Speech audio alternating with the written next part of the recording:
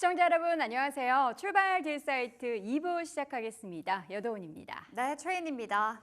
반반 미증시 우리가 쉬는 사이에 사실 지수의 움직임에 있어서의 큰 변화는 없다라고 볼 수 있겠지만 국제유가가 5% 이상 뛰었고요. 그리고 이 사이에 우리한테는 호재라고 볼 수 있을까요? 엔비디아에서 이제 젠슨 황 CEO가 또 어제 CNBC 인터뷰를 통해서 블랙웰 수요가 크레이지, 거의 미친 수요다 이렇게까지 이야기한 거 보면은 국내 시장 오늘 조금은 기대해도 되지 않을까라는 생각이 들어요. 맞습니다. 반도체주들의 상승을 오늘 좀 기대해 볼 수 있을 것 같고, 근데 또 테슬라 인도량 발표가 됐었는데 그거 조금 실망스러웠죠. 기대가 너무 커서 그랬던 탓일까요? 실망스러운 결과가 나왔고 테슬라의 주가가 좀 연일 하락세를 보여줘서 오늘 2차 전지로의 부침은 좀 나오지 않을까, 뭐 이런 생각도 듭니다. 네, 각각의 섹터별 다양한 이슈들이 좀 엇갈리고 있습니다. 그 가운데 미국 시장의 움직임을 그대로 고스란히 국내 시장이 받아내게 될지 아니면은 또 국장만의 정말 따로국밥 같은 그런 시장이 연출될지 오늘 이 시간을 통해서 잘 확인해 보시면 좋을 것 같습니다. 먼저 출발 딜사이트 2부는 다냐 선생의 1도 양단으로 시작합니다.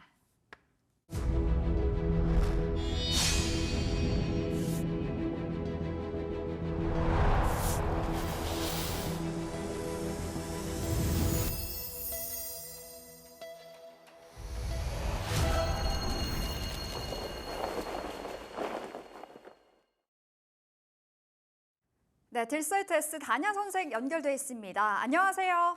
네, 안녕하십니까? 네, 어느새 금요일입니다. 금요일 같지 않은 금요일 같은 느낌인데요. 시장 어떻게 봐야 될지 전략 세워보도록 하겠습니다. 자, 일단은 간밤에 국제유가가 또 한 번의 폭등을 보여줬고 뉴욕 증시가 하락으로 마무리가 됐고요. 우리가 쉬는 동안에 아시아 증시의 변동성이 굉장히 컸던 것 같은데요. 자, 먼저 뉴욕 증시 이야기부터 들어가 볼까요? 금일 새벽 마감한 미국 시장을 보면 이제 다우와 나스닥 소폭 하락 마감하는 모습 보여줬고 필라델피아 반도체 지수는 엔비디아 이슈를 상승 마감하는 그런 모습이에요. 서두에 두 분 앵커께서 이제 반도체 섹터 반등 기대할 수 있을까라고 이제 말씀하시는 걸 들었는데요. 일단 낙폭 과대에 따라서 반도체 섹터 특히 블랙에 관련 이런 섹터에서는 이제 반등 기대할 수 있을 거예요. 하지만 전반적으로 반도체 업황 전체를 놓고 본다면 하이닉스라든가 삼성전자에서 목표 주가를 하향하고 있는 그런 맥락이기 때문에 반도체 섹터가 지수 하락을 견인할 그러한 가능성들은 굉장히 높다. 그래서 지금은 반도체 관련된 낙폭 과대에서 매수하는 것은 그렇게 바람직하진 않아 보이고 그러면서 이제 미국 시장을 보면 이제 비컷이라든가 지금 엔비디아 발로 상승하는 그런 모습 보여줬어요. 하지만 우리가 잘 봐야 되는 부분들은 여전히 불확실성 속에서도 M7 기업들의 주가가 나름대로 견조한 모습을 보여주고 있다는 거거든요. 그러면 이제 본격적으로 비컷을 단행하는 시점까지는 제한적인 박스 움직임을 볼 수 있지 않을까 이렇게 생각되고 있고 여기서 가장 우려해야 될 부분들은 국제 유가 급등이라는 거죠. 지금 이란과 이스라엘의 전면전에 대한 우려감들이 높아지고 있고 또 미국에서는 이란의 정유시설을 공격하겠다 이런 것들 나오면서 한간에는 국제 유가가 200불을 돌파하지 않을까 이런 보고서 이제 기사들이 나와요. 근데 지금 상황에서 지금까지 기사들 특히 언론사들이 예측했던 거 맞은 적 한 번도 없어요. 지금 바람 집어넣고 있는 그러한 국면이기 때문에 유가 200불 꿈도 꾸지 말라 이런 말씀드리고 싶고 하지만 가장 크게 우리가 조심해야 될 부분들은 금리 인하에 대한 기대감은 여전히 좋아지고 있지만 경제 지표가 그렇게 개선 속도가 빠르게 나오지 않고 있다라는 거예요. 아울러서 이제 내일 우리 시간으로 내일 새벽이죠. 미국의 고용 보고서 발표 이 부분에서 이제 관망세까지 있는 그런 상황이고 그다음에 국제 유가가 지금처럼 지속적으로 급등한다면 이제 금리 인하 부분도 또 한번 재검토가 될 수 있다라는 거죠. 왜냐하면 유가로 인해서 결국에 인플레이션이 올라간다. 그렇게 했을 때는 또다시 시장의 기대치가 저 반대로 갈 수 있기 때문에 이게 결국에는 시장의 우려 요인으로 작용할 수 있다라는 거고 이런 것들로 인해서 오늘 보면 이제 미국 시장에서는 엔비디아 블랙에 속한 시스템 반도체들이 이제 강세를 보였어요. 하지만 파운드리라든가 반도체 장비주들은 여전히 약세를 면치 못했고 석유가 강세를 보였고 그다음에 메타가 강세를 보여주고 있거든요. 그러면 결국에 메타 관련주들의 이슈는 지속될 수 있다 이렇게 보여주고 있고 아울러서 미국이 중국산 알루미늄에 대해서 반덤핑 관세를 부과했죠. 그래서 시간 외에서 알루미늄 관련주들에게 급등, 전일 장중 급등 나왔고 시간의 시장에서 강세 나왔거든요. 그러면은 결국 이 부분에는 이제 철강이라든가 네. 그다음에 태양광 패널에 대해서 그리고 아울러서 중국산 전기차에 대해서도 반덤핑 관세가 부과될 수 있는 그러한 국면이기 때문에 오늘 철강이 같이 움직였고 자 반면에 이제 테슬라가 기대치에 못 미치는 차량 출고 소식을 하락하면서 2차 전지 섹터들이 좀 약세를 보여주는 그런 모습 보여줬죠. 그리고 연료전지라든가 신재생에너지, 방산기계, 제약바이오, 헬스케어 쪽들이 약세를 보였고 네. 유가가 급등하면서 마라톤 페트롤륨이라든가 원전 팔란티어라든가 비스트라 에너지 이런 에너지 섹터들이 같이 움직였어요. 원유와 원전 그리고 이제 엔비디아가 강세를 보였다라는 거고 반대로 헬스케어, 바이오테크라든가 유니버셜 헬스케어, 빌라드 파워, 솔라 엣지, 테슬라 모더나들이 약세를 보였고 ETF 시장을 보면 이제 원유와 대마가 또 정책 관련해서 급등 강세를 보여주는 그러한 모습을 보였거든요. 그리고 주목할 부분이 이제 클라우드 섹터들이 강세를 보였다라는 거예요. 네.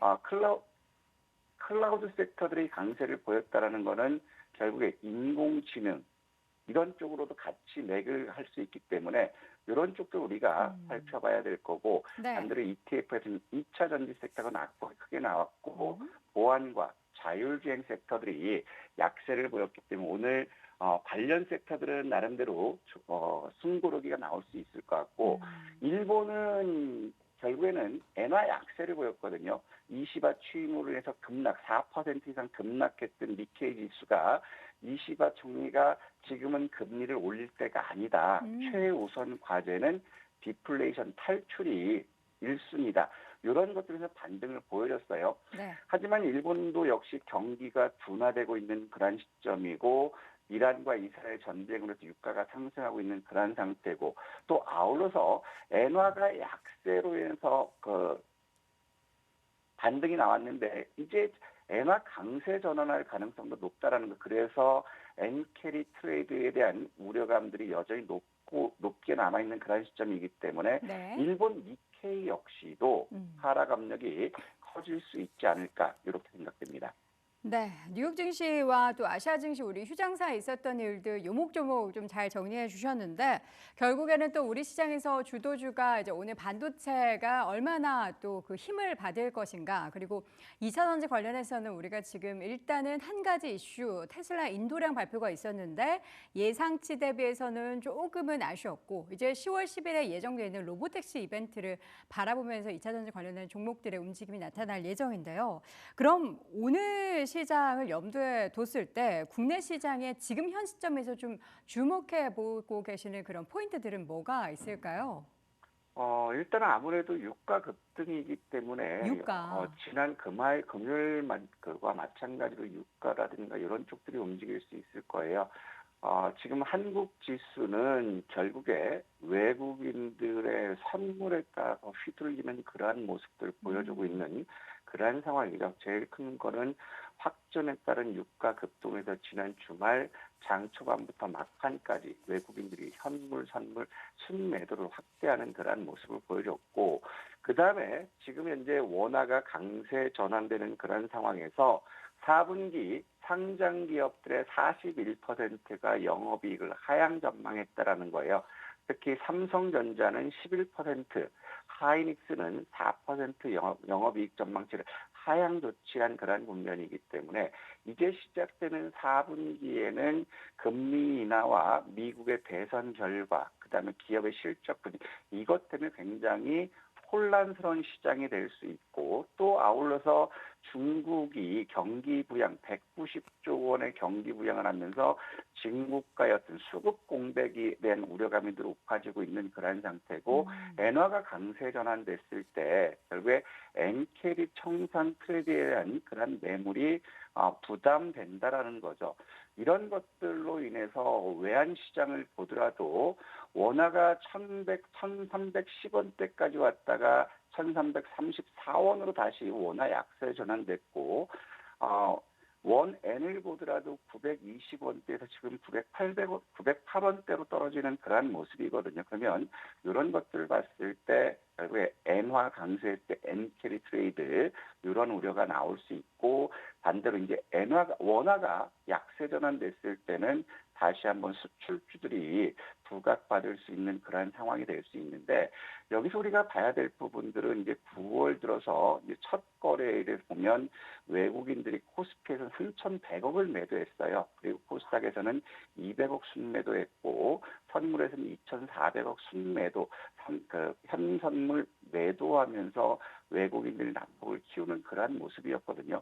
특히 금요일 마감 시장에서 보면 외국인들이 선물을 가지고 코스피, 코스닥 지수 좌지우지하는 그런 면모를 볼 수 있어요. 네. 12시 39분까지 선물에서는 외국인들이 2,660억을 매도했다가 결국에 1시 이후로 매도가 증가되면서 3시 20분에는 4,092억까지 매도가 늘어났다라는 거거든요. 네. 그리고 장 마감 시점에서 2,357억으로 매도를 줄여놓은 그러한 국면이기 때문에 선물 시장을 잘 봐야 될 거예요. 외국인들이 매도를 늘려놨을 때는 하락 압력이 커질 수 있는 그러한 상황이 될 수 있기 때문에 이 부분을 네. 잘 봤으면 좋겠다.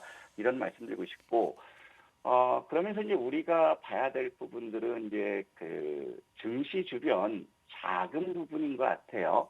지금 보면 고객 예탁금은 이제 56조로 급증하는 그런 모습 보여줬지만 반대로 마켓머니 펀드가 175조로 8조 4천억이 급감하는 그런 모습을 보여줬고 네. 수익증권 역시도 5천억 가까이 지금 큰 자금이 빠져나가는 그런 모습이거든요. 그러면 마켓머니 펀드에서 일부 예탁금으로 들어왔지만 유동성 유입이 되지 않고 빠져나가는 모습, 특히 마켓머니 펀드로 기준했을 때 지난 2023년 10월 4일 공교롭게도 오늘하고 같은 맥락인데 최저가 16조 8,600억이었어요. 그러면 마켓머니 펀드의 자금 유입은 단기 변동성을 완화시켜주는 그런 완충제 역할을 하는데 단기 자금이 빠져나간다는 것은 장중 변동성이 커질 수 있는 네. 그러한 면모라는 거거든요. 그래서 네네. 일단은 지금 상황에서는 증시 주간 자금 유출과 외국인들이 현선물 매도하는 그러한 모습들을 네. 봤을 때 결국에는 시장은 지난 바닥본, 이중 바닥본을 확인시켜 나가는 그러한 과정이 있지 네. 않을까 이렇게 생각됩니다. 자, 우리 단연 선생님께서 이제 쭉 지금 시장에서의 수급의 여건이 얼마나 안 좋은지에 대해서 좀 설명을 해주셨습니다. 일단은 중국 쪽, 그러니까 전체 외국인 투자자들의 입장에서 봤을 때는 아시아권 투자를 할 때 그동안에 중국 투자를 하지 않았다면 그 자금이 이제 국내로 좀 유입될 만한 기대감을 가질 수 있겠지만 또 단기적으로 다시 중국 쪽에 자금이 유입된다면 그 공백도 우리 시장에 수급 공백으로 영향을 미칠 상황이고요. 또 여기에 더해서 엔캐리 트레이드 자금의 청산으로 인해서 수급이 또다시 빠져나갈 가능성, 이렇게 수급 공백이 있는 곳간 안에서 외국인들은 선물 시장에서의 수급을 가지고 시장을 들었다 놨다를 계속해서 반복하고 있습니다. 오늘 시장에서도 과연 그러한 모습들이 펼쳐지게 될지, 그렇다면 전략이 조금 더 어려워질 것 같은데요. 오늘장 전략이나 이제 집중해서 좀 관심 가져볼 섹터는 뭐라고 보십니까? 아무래도 지금 시장은 흔들리지만 개인 투자자들에게는 굉장히 기회가 될 수 있어요. 지난주에도 움직임을 보면 그렇군요. 그동안 낙폭이 컸던 섹터들, 메타버스라든가 미디어 콘텐츠들, 낙폭이 컸기 때문에 가격 메리트가 있어요. 특히 개인 투자자들이 기본적으로 30%, 40% 물려있는 그런 섹터이기 때문에 네. 매물 공백에 매도가 없다라는 거에 손실이 크기 때문에 그렇기 때문에 단기 이슈가 됐을 때 관련주들이 급등하는 그런 양상이 나오고 있다는 거거든요. 그럼 시장이 반도체가 시장을 주도적으로 끌고 왔다가 반도체가 지금 쉬어가고 있는 그러한 국면이면 결국에 그동안 낙폭이 컸던 섹터들에 대해서는 가격 변동이 쉽게 긴 양봉이 나올 수 있다는 거거든요. 그래서 오늘 같은 경우 보면 내일 새벽에 미국의 고용 동향 보고서가 나왔어요. 그래서 지금 9월 달에 예상 감원이 전월보다 약 5% 감소됐다. 그러면 결국에는 고용 동향 보고서도 크게 우려스럽지는 않을 거고, 그러면서 지금 이달 9일까지죠. 국제 OTT 페스티벌과 부산 국제 영화제가 있기 때문에 우리가 지난 2일에도 미디어 콘텐츠 쪽을 집중적으로 보자라고 말씀드렸거든요. 네네. 그러면 국제 OTT 페스티벌, 그러면 OTT 관련주도 어때요? 장기 낙폭 과대거든요. 미디어 콘텐츠 같이 부산 영화제와 겹치기 때문에 오늘도 OTT라든가 미디어 콘텐츠들 강세를 보여줄 수 있는 그러한 국면이고, 또 여기서 봐야 될 거는 오늘 내일 새벽이네. 우리 시작으로 보면 오늘 밤 되겠는데 유럽연합이 중국 수입 전기차에 대해서 관세 부과를 투표한다라는 거예요. 그럼 지금 알루미늄이라든가 철강에 대해서는 보복 관세가 확정된 그러한 국면이죠, 미국에서.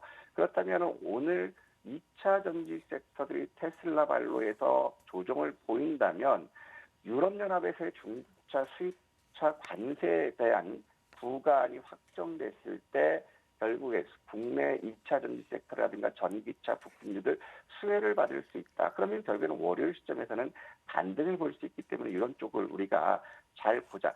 그래서 오늘 우리가 하루 단기 트레이딩이건 우리가 모든 개인 투자들이 집중해야 될 거는 첫 번째로는 미디어 컨텐츠가 될 거고, 네. 두 번째는 챗 GPT가 먼저 올 수 있겠죠. 낙폭이 컸기 때문에. 이슈는 뭐냐면 지금 오픈 AI가 200조 가치를 받고 있고 8조 7천억의 투자를 유치했다. 그러면 챗 GPT 관련주의 낙폭 과대 맥락에서 오늘 매수가 유입될 수 있고, 네. 메타버스는 아까도 말씀드렸던 메타가 신고가, 장중 신고가를 계속해서 경신하고 있어요. 그렇다면 오큘러스라든가 이런 XR 기기 출시된 기대감이 있는 상황이고, 국내 시장에도 메타버스들은 급등 나온 후에 3일 조정을 받은 그러한 모습들이기 때문에 기술적인 반등 나올 수 있는 상황. 그리고 원유 유가 급등에 따른 석유 관련주도 우리가 볼 수 있고, 그다음에 여기서 우리가 잠깐 놓친 부분이 있어요. 미국 시장에서 우리가 요것들을 체크해 보자고 한 걸 놓쳤는데, 네. 제일 먼저 말씀드릴 게 메타예요, 메타. 어. 자, 메타 같은 경우도 일정이 메타의 신제품 출시가 다음 주 연결돼 있거든요. 그렇기 때문에 지금 보면 장중에 밀리고 있지만 장중에 신고가 경신하고 있다라는 거는 결국에 메타 관련 이슈는 아직까지 살아있다라는 것이고, 자, 두 번째로 봐야 될 거는 엔비디아죠. 엔비디아 같은 경우는 블랙웰 이슈로 해서 주가가 반등 나오는 그러한 국면이지만 박스권에서 우리가 보면 113불에서 132불 이 박스권을 돌파한 새로운 모멘텀은 없어요. 그래서 이제 반도체들 엔비디아가 반등하는 것도 일시적을 볼 수 있다라는 거고, 그다음에 네. 테슬라거든요. 테슬라는 출랑 인도에 대한 실패, 여기서는 소송에서 소액주주들을 패소했다고 해서 장중 5% 급락했다가 올렸던 게 다시 왔어요. 네. 하지만 이제 테슬라 로보택시 하나가 남아있기 때문에 테슬라 역시도 우리가 봐야 되는 것들은 234불에서 265불 요 박스권으로 움직일 수 있다. 그래서 테슬라 이슈는 자율주행 택시 출시 요 이슈가 있어서 관련주들을 같이 보자, 이런 말씀드리고 싶습니다. 알겠습니다. 10월 10일까지 그래도 일정까지는 좀 여유가 있기 때문에 이 시간 통해서 우리 또 단양 선생님의 테슬라 로보택시 관련한 기대감을 또 얼마나 가지고 계신지도 인사이트를 좀 풀어주시면 좋을 것 같습니다. 자, 이어서는 오늘 주목해야 될 핫 이슈는 뭐라고 보십니까? 오늘 제일 많이 기사가 나오는 부분들은 유가 급등하고요. 유가. 그다음에 오픈 AI 관련 기사가 많이 나왔거든요. 서두에 말씀드렸던 부분이 오픈 AI가 기업 가치 208조 원에 육박하고 8조 7천억 원의 자금 조달을 했다. 그러면 결국에 서두에 말씀드렸던 것처럼 오픈 AI, 즉 챗 GPT 관련주는 장기 낙폭 과대예요. 그래서 이런 것들이 모멘텀이 될 수 있기 때문에 여기서 봐야 될 부분들은 이스트 소프트라든가 네. 폴라리스 오피스 또 SP 소프트 여러분들이 갈 수 있는 요 대장주 쪽으로 보셨으면은 문제 없겠다 이런 말씀드리고 싶고 네. 그다음에 여기서 봐야 될 부분들은 이스트 소프트를 대장 역할에 따른 낙폭이 크게 나왔거든요. 그래서 그럼 둘 중에서는 우리가 이스트 오늘- 소프트를 좀 더 좋게 보시는군요. 네, 맞습니다. 네. 낙폭이 폴라리스 오피스라든가 SP 소프트라든가 다 괜찮은 한글과 컴퓨터도 좋은데 결국에 지금은 대장주들 중심으로 시세 탄력이 굉장히 강하게 나온다라는 거거든요.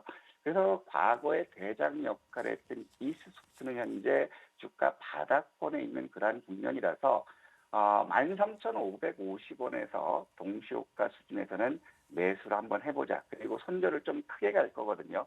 오픈 AI 챗 GPT가 낙폭이 컸기 때문에 손절을 12,400원 이탈로 가고 목표는 일단 안전하게 1차 목표입니다. 2차 목표는 아니고 1차 목표는 안전하게 봤을 때 15,800원에서 16,800원 여기를 우리가 1차 목표로 도전하는 것이 좋지 않을까 이렇게 판단됩니다. 네, 오늘 핫 이슈 종목 가운데서는 오픈 AI의 영향으로 관련한 테마 형성이 좀 예상이 되는 가운데 이스트 소프트를 또 우리 단연 선생의 탑픽으로 꼽아보도록 하겠습니다. 자, 우리 시장 개장하기 전에 시간의 단일가에서 어떤 종목들이 또 특징을 보였는지 오늘도 두 종목 한번 꼽아볼까요? 이제 시간에서 가장 움직였던 거는 미국이 중국산 알루미늄 압축제에서 약 376%의 반덤핑을 판정했다. 그래서 금요일 장중에 알루미늄 섹터들이 굉장히 크게 장중 변동성이 크게 나왔거든요. 네. 그러면 여기서 보면 이제 시간에서는 남성 알루미늄이라든가 조일 알루미늄이 강세를 보였어요. 네. 하지만 요거 말고도 우리가 봐야 될 부분들은 알맥이라는 주식이 있거든요. 알맥이라는 거는 전기차 부품같이 같이 연결돼요. 그 시간의 단일가 시장만 놓고 봤을 때는 남선 알루미늄이나 조일 알루미늄 두 개로 압축했으면 좋겠지만 결국에 유럽 연합에서 중국산 전기차에 대한 덤핑 과세, 관세 부과 이런 것들이 있을 때는 알루미늄이라든가 전기차 부품 겹 이슈로 된 주식들을 여러분들이 접근했으면 무리 없지 않을까 싶습니다. 네.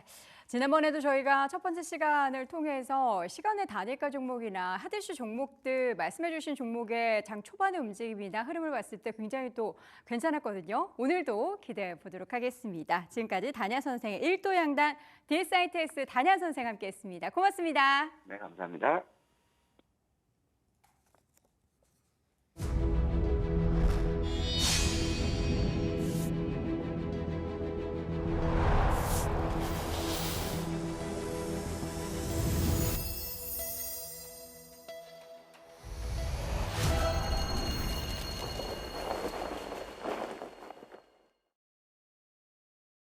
네, 손여로의 열혈 함께하겠습니다. 오늘은 금요일이죠. 퍼스트 프라임 리서치 손여로 팀장 함께하겠습니다. 어서 오세요. 네, 안녕하십니까. 네, 오늘 헤어스타일이 좀 바뀌셨네요. 새로 분장쌤 오셔가지고 이렇게 만드셨습니다. 알겠습니다. 내리는 것도 멋있는 것 같고 오늘처럼 올리는 것도 좀 댄디하신 것 같고 예, 알겠습니다. 자, 시장 이야기 들어가 볼게요. 먼저 시장 수요일장 어떻게 보셨는지 궁금한데 코스피의 흐름이 녹록지 못했습니다. 장중에 뭐 반등하나 싶다가 이내 반락을 했었고 원체 수급 자체가 그렇게 좋지는 못했고 어떻게 보셨어요? 네, 이슈가 두 가지 정도 있었던 것 같습니다. 그래서 지정학적 리스크 같은 경우는 수요일에 좀 강하게 부각이 됐다라고 판단하고 있고 일본의 내각이 바뀌면서 엔캐리 트레이드 청산에 대한 좀 촉발된 것이 아닌가 그렇게 판단돼요. 우리가 뉴스의 흐름을 보시면은 사실 수요일보다 월요일에 이 전기전자에 대한 외국인의 순매도가 더 컸습니다. 근데 수요일에도 전기전자 외국인 순매도가 발생을 했어요. 근데 어떤 이슈가 발생했을 때 수급의 변화가 나왔을 때 이 이슈 덕분에 이 이슈 때문에 영향이 있었다라고 보는 게 맞을 것 같습니다.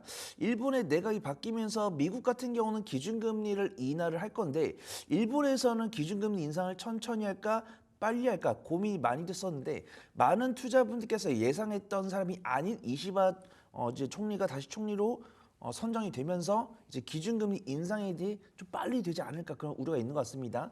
그런 상황 속에서도 이제 수요일 날 지정학적 리스크가 부각이 됐죠. 저는 미사일 발수를 보고 깜짝 놀랐습니다. 180발을 쐈다라고 하더라고요. 그래서 보통 30발에서 40발을 쏘는데 180발을 쐈는데 다행히도 이 아이언 돔 덕분에 피해는 없었다라고 판단하고 있는데 이 공격을 받은 입장에서 이제 이스라엘이 굉장히 좀 세게 반응을 하고 있죠. 그런 세게 반응한 이유가 뭐 미국이 뒤에 있기 때문이 아니냐라는 네. 부분들이 있었고, 근데 뭐 인명 피해가 없었기 때문에 이게 뭐 장기화가 될 거다 안 될 거다 이런 피해가 이제 기준이 될 수는 없겠지만 이 이스라엘과 이란 간의 좀 전면적 확장 가능성이 있지 않을까 그렇게 판단되고 있고, 그런 관점에서 좀 원자재 가격이 인상이 되고 있고 미국에서는 고용 지표 이런 것들 발표를 잘하고 있지만 우리가 또 원자재 가격도 또 물가에 많은 판단 이유가 되기 때문에, 근데 다행인 부분들은 코스피 같은 경우도 전기전자 반도체 가량은 조금 약세를 보여줬지만 뭐 2차 전지라든가 방산 쪽이라든가 이런 부분들 강했고,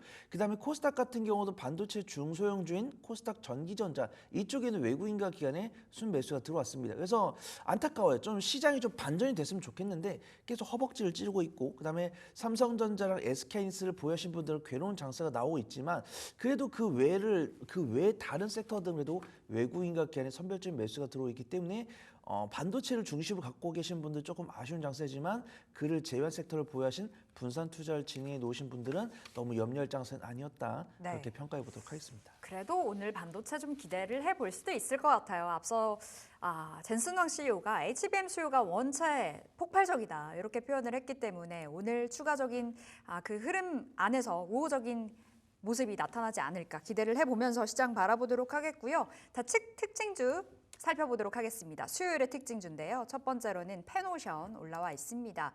해운주가 최근에 상승세가 나오고 있죠. 근데 페노션은 2.8%의 하락으로 3,800원 선에서 끝이 났는데요. 다른 해운주 대비해서 못 갔던 것 같아요. 수요일에요. 오늘 특징주로 가져오신 이유가 뭘까요? 네, 우선 잘 뽑은 것 같습니다. 뭐 흥하해운을 꼽을까, 대한해운을 꼽을까, 페노션을 꼽을까 말씀을 드렸었는데 대한해운 같은 경우는 특징적으로 소개를 드린 적이 있고 흥하해운 같은 경우 변동성이 크고 그 뒤를 쫓을 수 있는 종목이 페노션이다 그렇게 판단을 하고 있는데 우리 시청자분들 정말 열심히 하시는 것 같습니다. 미국의 파업 종료 뉴스가 12분 전에 나왔는데 네. 우리 시청자분들께서 확인해 주셔가지고 단기적인 관점으로 좀 변동성을 줄 수 있는 뉴스는 한 가지 사라진 것이 맞습니다. 하지만 제가 흥하해운이나 STX, 그린로직스 이런 종목들을 특징주로 갖고 왔다고 한다면 좀 눌림목 공략을 해보자라고 말씀드리겠지만 제 페노션을 갖고 왔기 때문에 공략해봐도 무방할 것 같다 그렇게 판단을 해보도록 하겠습니다. 우선 해상화물 운송 사업을 영위하고 있고 이제 벌크 화물 운송을 주력 사업을 영위하고 있기 때문에 SCFI보다는 BDI 지수에 민감하게 움직이고 있습니다. 그다음에 저는 이제 이제 미국의 항만 조합에서 좀 파업을 진행한 것이 좀 실적이 나올 것이다라고 보고 있었는데 그 부분들은 사라진 부분이에요. 근데 이 임금 인상폭이 상당하기 때문에 관련 종목들에 대한 낙수 효과가 있을 것이다라고 보고 있고요. 지금도 SCFI보다는 BDI가 먼저 반등하는 모습이기 때문에 그 페노션이 좀 낙수 효과를 얻을 수 있다라고 보고 있고 네. 물론 이 미국의 항만 파업은 종료가 됐지만 지적적 리스크는 좀 중장기화 되지 않을까 판단됩니다. 앞에서 말씀드렸어요. 이제 이스라엘 입장에서도 이제 미국이 우군으로 있기 때문에 가만히 막고 있지 않겠다 이런 식으로 나오고 있고 지금도 홍해, 뭐 이스라엘, 이란 이런 식으로 키워드를 검색을 해보시면은 1시간, 2시간 단위로 꾸준하게 뉴스가 나오고 있는데 제가 최근에 검색한 뉴스 2시간 전에 반격을 하겠다 이런 뉴스 나왔기 때문에 오늘 좀 단기적인 변동성 나올 것이다라고 보고 있고요. 페노션을 기반으로 쓸 때는 증권계통에서 실적 개선 기대감이 있습니다. 물론 이 BDI 운임지수가 작년 대비해서 올해 상반기에 거의 바닥 대비 3배가량 올랐기 때문에 올해 상반기에 정말 실적이 잘 나왔고요. 하반기도 실적이 잘 나올 것이다라고 보고 있습니다. 철강 제품의 수출 증가와 석탄이랑 곡물 같은 원자재 수요가 견조하고 용선 선대 규모에서 보수적이면서도 수익성이 많이 나오고 있는 영업 방식 위주 채택을 했기 때문에 올해 하반기에도 실적이 잘 나올 거다라고 보고 있습니다. 이 해운 관련 종목 중에서도 실적이 잘 나오고 있고 저평가 매력도 갖고 있고 최근에 바닥 대비해서 기관과 외인의 수급 아래 반등이 갓 나온 페노션을 유심히 지켜보시면 좋을 것 같습니다. 조금 전에 이제 항만 파업이 종료가 됐다 속보가 계속 나오고 있는데요. 임금 62% 인상안에 합의가 됐다고 하는데 그렇다면 오늘 해운주 어느 정도의 조정이 나오지 않을까 싶지만 중동발 리스크 때문에 괜찮다라는 관점으로 풀어주셨거든요. 페노션 그럼 지금 자리에서 목표가 설정이 굉장히 중요할 것 같습니다. 네, 변동성이 강했던 종목은 좀 개파락해서 시작을 하겠죠. 근데 페노션 같은 경우는 크게 변동성이 나오지 않았고 실적이 향상될 수 있기 때문에 어제 종가와 크게 다르지 않을 것 같습니다. 그래서 오늘 시가 대비해서 마이너스 5% 구간까지 분할 매수해 보신 다음에 제 손절가는 3,600원 잡고 1차 목표가는 4,250원 말씀을 드려보도록 하겠습니다. 네, 페노션 첫 번째 특징주 4,250원 목표가 그리고 하단은 3,600원으로 체크해 보시면 되겠습니다. 자, 저희 두 번째 특징주 넘어가 볼게요. 최근에 핫했던 종목인데요. 에코프로 BM. 수요일에 3% 넘게 올라갔습니다. 19만 원이 돌파가 된 채 끝이 났는데 지금 보이시죠? 에코프로 머티 바통 이어봤나? 에코프로 머티가 10거래일 이상으로 뛰어줬잖아요. 지속적인 랠리를 펼치고 있는데요. 2차 전지 궁금해집니다. 에코프로 BM 어떤 관점이세요? 네, 확실하게 에코프로 머티에서 외국인과 기관의 단기 차익이 나오면서 그 자금이 에코프로랑 에코프로 BM으로 들어간 것 같습니다. 근데 참 뭘 소개를 드릴까 고민해서 에코프로가 곧 에코프로 BM이니까 그래서 제가 에코프로 BM을 말씀을 드리는데 에코프로를 말씀을 드린 것과도 마찬가지다. 좀 말씀을 드리도록 하겠습니다. 오늘 2차 전지가 단기적인 차익 실현 나올 수 있다라고도 판단을 해요. 2차 전지가 그동안 반도체가 쉬면서 워낙 수급이 좋았죠. 그 다음에 테슬라가 이제 인도량을 발표를 했는데 저는 나쁘지 않았다라고 보고 있거든요. 네. 그래서 근데 이제 증권계통에서는 좀 눈이 높았는지 기대치를 하회했다라고 표현을 하더라고요. 근데 발표 대수를 보니까 전망치가 사실 몇백 대밖에 차이가 안 나는데 그래요? 기대치를 하회했다라고 이야기를 합니다. 그래서 물론 제가 오늘 정규장이 아직 개장이 안 했기 때문에 외국인과 기관의 단기 차익을 할지 안 할지 모르겠지만 그러면서 단기적인 차익실로 나온다고 하더라도 2차 전지에 대한 걱정은 크게 할 필요 없다라고 판단됩니다. 지금 에코프로 BM 같은 경우는 삼성 SDI에 대한 양극재를 납품하는 비중이 많지만 LG 에너지 솔루션이나 다른 완성차 기업들, 완성세 기업들에게도 판로를 이제 열어 나가고 있습니다. 그렇기 때문에 너무 염려할 필요 없다라고 판단되고 있고요. 우리가 그 2차 전지를 가장 보수적으로 봤던 증권사에서 태도를 바꿨습니다. 이제 독일에서 전기차 구매를 위한 보조금을 부활을 검토를 하고 있다라고 이야기를 했어요. 근데 이게 고려를 넘어서 통과가 됐을 때는 전기차의 판매가 촉진될 수 있고 그로 인해서 국내 2차 전지 완성세라든가 양극재 기업들에 대한 투심이 개선될 수 있다라고 보고 있고 제가 가장 유심히 보고 있는 게 리튬 가격이거든요. 네. 리튬 가격이 70.5위안에서 약 2주가량 횡보를 했는데 이제 중국 시장 같은 경우는 휴장 중이죠. 상하이 시장이 이제 휴장을 하고 있는데 이제 리튬 가격이 9월 27일이 가장 종가입니다. 가장 최근 종가가 72.5위안으로 반등하는 모습 보여줬기 때문에 그에 따른 2차 전지 업황에 대한 기대감이 있다라고 보고 있고요. 에코프로 자체도 판로 개척을 노력을 하고 있습니다. 뉴스를 보시면 중국의 전구체 제조기업인 GM과의 사업을 통해서 실적 개선을 노릴 것이다 라고 보고 있습니다. 사실 이 뉴스로 인해서 에코프로 머티가 가장 큰 수혜를 입었고요. 에코프로 머티가 바닥에서 너무 강하게 움직이다 보니까 에코프로 그룹주들 간의 이제 순환매가 언제 일어날까 그 부분들을 관심 있게 보고 있었습니다. 근데 그 수급 낙수 효과가 이번 주 수요일 날 있었던 것 같아요. 그래서 에코프로 머티도 물론 좋지만 에코프로 머티를 비롯해 에코프로 그룹주를 공략을 해볼까 고민을 했었는데 에코프로 BM이 이제 낙수 효과를 이제 막 얻으면서 바닥 대비 올라오기 시작했고 에코프로 머티에서 순환매가 들어오기 때문에 유심히 봐야 된다. 그렇게 판단을 해보도록 하겠습니다. 네, 최근에 에코프로 BM 쪽으로 외국인 기관이 야금야금 계속 담아가더라고요. 어느 정도의 반등을 기대해 볼 수 있을 자리인 것 같은데 목표가 어디로 볼까요?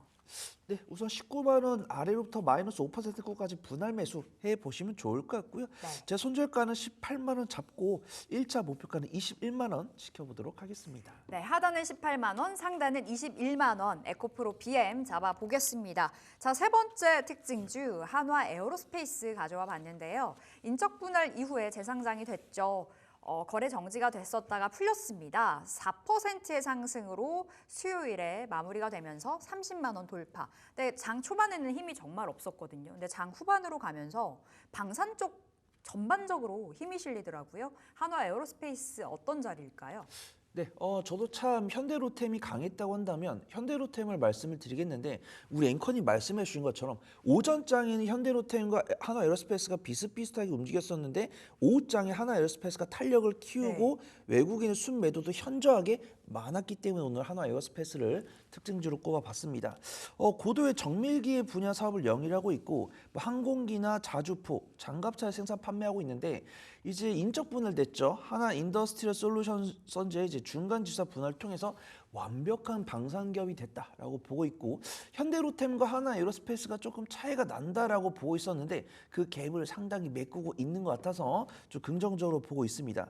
매출 비중이 56%가 방산 분야이고요. 항공 분야가 20%입니다. 그래서 현대로템과 하나 에어로스페이스가 약간 갭이 있었다라고 판단했었는데 이 갭을 상당히 메꿨다라고 보고 있고 확실하게 현대로템 같은 경우가 주가 수익 비율 실적으로 했을 때는 하나 에어로스페이스보다 근소하게 앞서 있었다라고 생각을 했었다고 한다면 하나 에어로스페이스가 상당히 쫓아왔다. 네. 그렇게 좀 보도록 하겠습니다.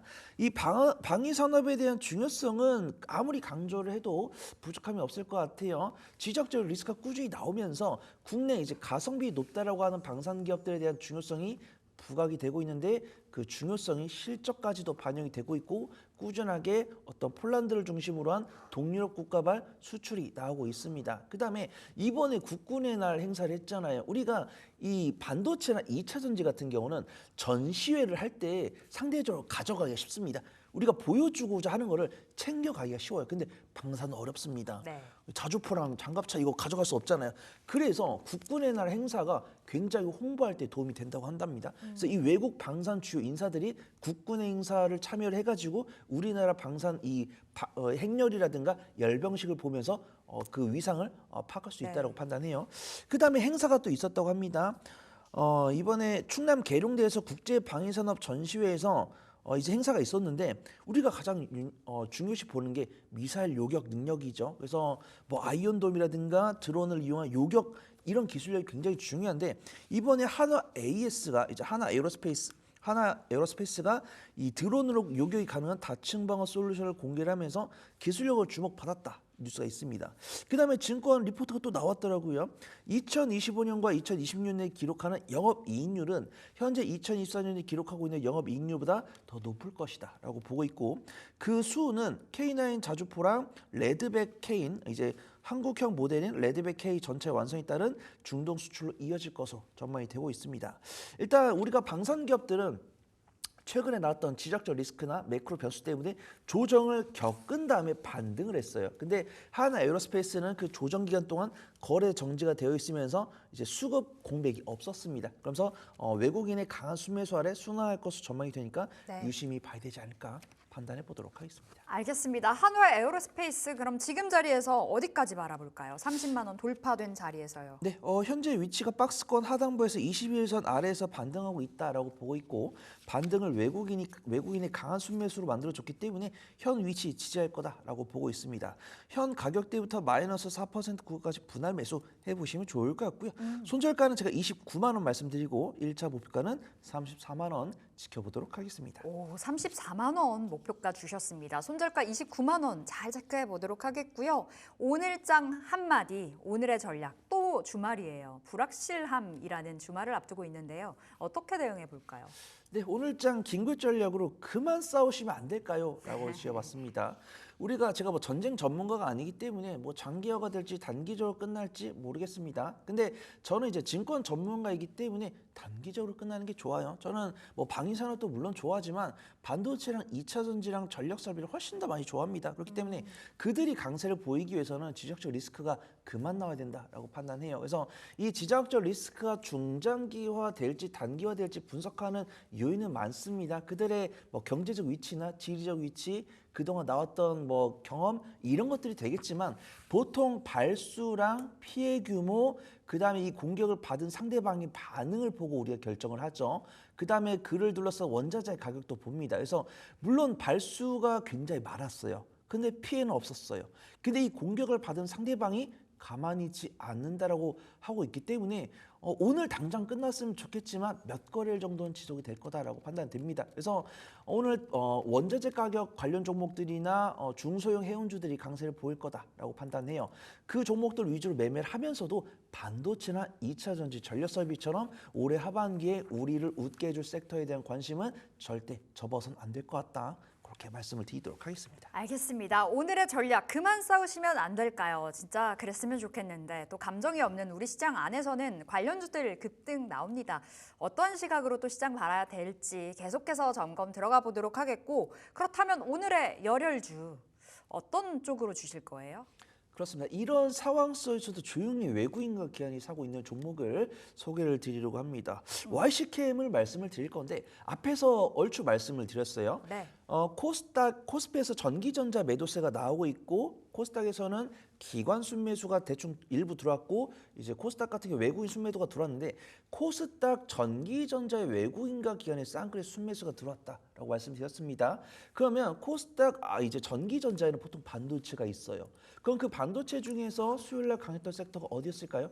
유리기판이었습니다. 그래서 우리 앵커님께서 말씀을 해주신 것처럼 젠슨항 CEO가 이 유리기판 GPU의 수요가 정말 미쳤다라고 이야기를 했죠. 인세인했다라고 이야기를 했습니다. 그러면 국내 반도체 기업들이 강세를 보일 건데 제 아무리 이 반도체 기업들도 시장을 이길 수도 없습니다. 그래서 이 삼성전자, SK하이닉스의 성장성이 유망하다는 것을 알지만 외국인과 같은 경우는 내가 이 투자를 해야 되는데 이 투자금의 주인이 돈 달러 가면은 줄 수밖에 없죠. 그렇기 때문에 캐리가 나오는 겁니다. 그러면 이 소형 자금들로는 뭐 삼성전자, SK에서 살 수도 있지만 이 삼성전자, SK에서 단가 워낙 비싸다 보니까 중소형주들로 갈 수밖에 없어요. 그 반도체 중소형주 픽을 받은 섹터가 유리기판이다라고 네. 보고 있고요.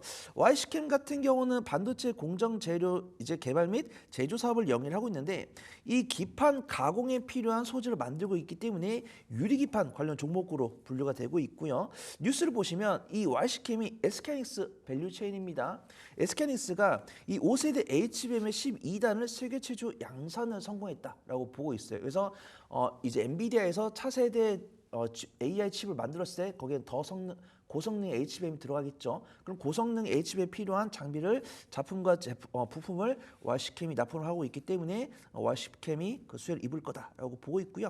삼성전기나 SKC가 유리기판을 만들겠다. 그다음에 가장 양산화 시점이 가깝다라고 평가를 받고 있는데 이 YC캠이 삼성전기랑 SKC 밸류체인에 포함이 되어 있기 때문에 그 낙수 효과를 얻을 수 있다라고 판단돼서 오늘 열렬주로 YC캠 소개해드리도록 하겠습니다. 네, 수요일에 유리기판 핫했었는데 간밤 이제 젠슨항 CEO의 발언 속에 오늘 반도체 또 날아가지 않을까라는 기대감이 있습니다. YC캠 그럼 목표가 어디로 볼까요?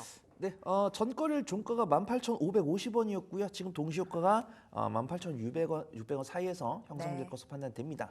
해당 가격대에서 분할 매수 해보시면 좋을 것 같고요. 손절가는 제가 17,500원, 1차 목가는 24,400원 설정해 보도록 하겠습니다. 네, YC캠 여러분 챙겨가시면 되겠습니다. 목표가 24,400원, 손절가 17,500원 흐름 놓고 챙겨보시기 바랄게요. 손여루의 열혈 여기서 인사드립니다. 말씀 고맙습니다. 감사합니다. 여도원의 주식 이야기 여의주 오늘도 시작하도록 하겠습니다. 여러분 하루 쉬고 하루 장이 열리고 하루 쉬고 하루 장이 열리니까 월요일에 이번 주에 3번 있는 것 같습니다. 사실 월요일장 같은 경우에는 그 주말 사이에 뉴욕 증시에 있었던 움직임들이 한꺼번에 반영이 돼서 변동성이 꽤 있잖아요. 장 초반에. 그래서 이번 주는 3일 내내 그러한 변동성에 노출돼 있어서 그런지 굉장히 피로도가 높습니다. 과연 오늘 시장은 어떻게 흘러갈까요? 오늘 시장에서 가장 또 주요한 이슈 중에 하나인 지난주가 아니죠. 오늘 또 월요일이라고 착각했네요. 지난 거래 수요일장에 있어서 반도체주 움직임이 참 답답했는데 과연 달라질 수 있을지 오늘 여의주 통해서 함께 점검을 해보시죠.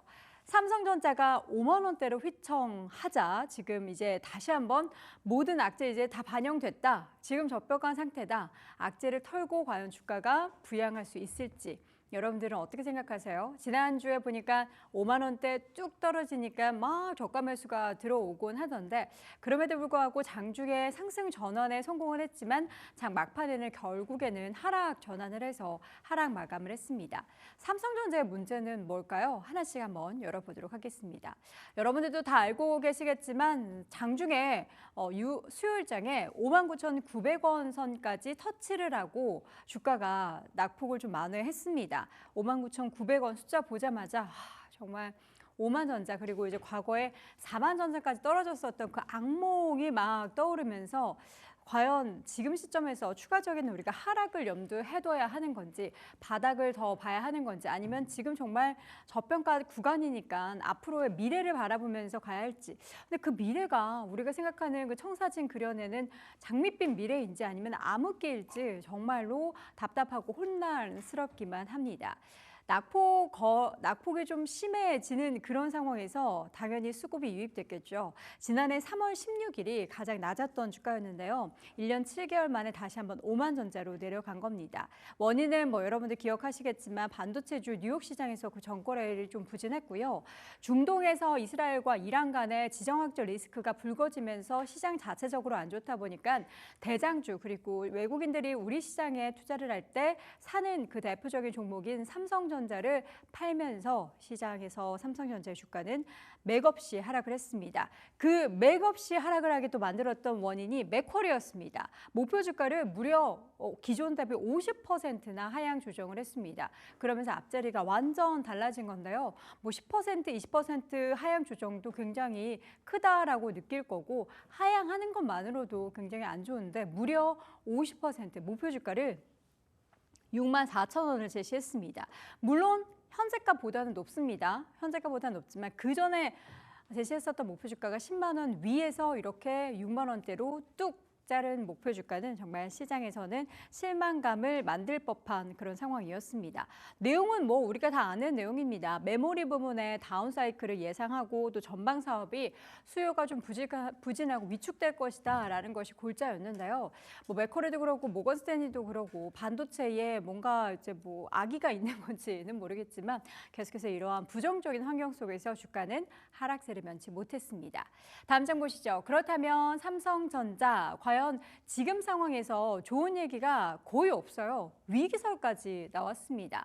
해외에서 수천 명을 구조조정할 계획이다라는 것이 블룸버그를 통해서 전달이 됐는데요. 해외 사업장 중심으로 대대적인 인력 감축에 돌입했고 그 국가를 보면은 동남아나 호주, 뉴질랜드 등에서 수천 명을 감원을 한다라는 겁니다.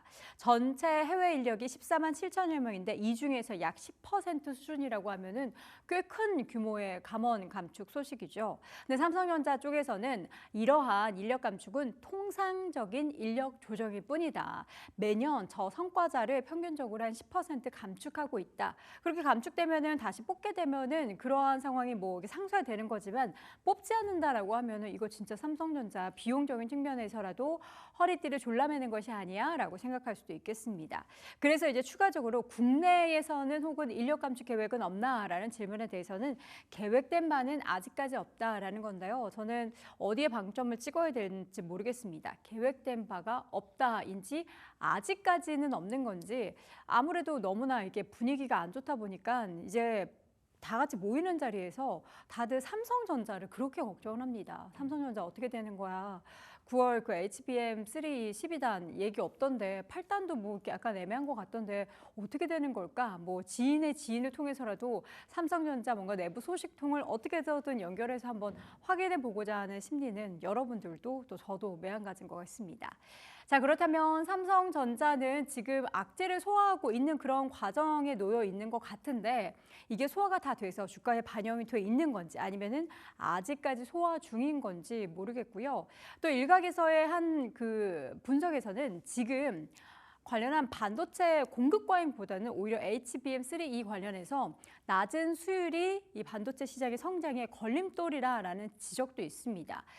공급 과잉으로 인한 가격 하락을 우리는 다들 우려하고 있잖아요. 그런데 수율이 정말 중요하다라는 겁니다.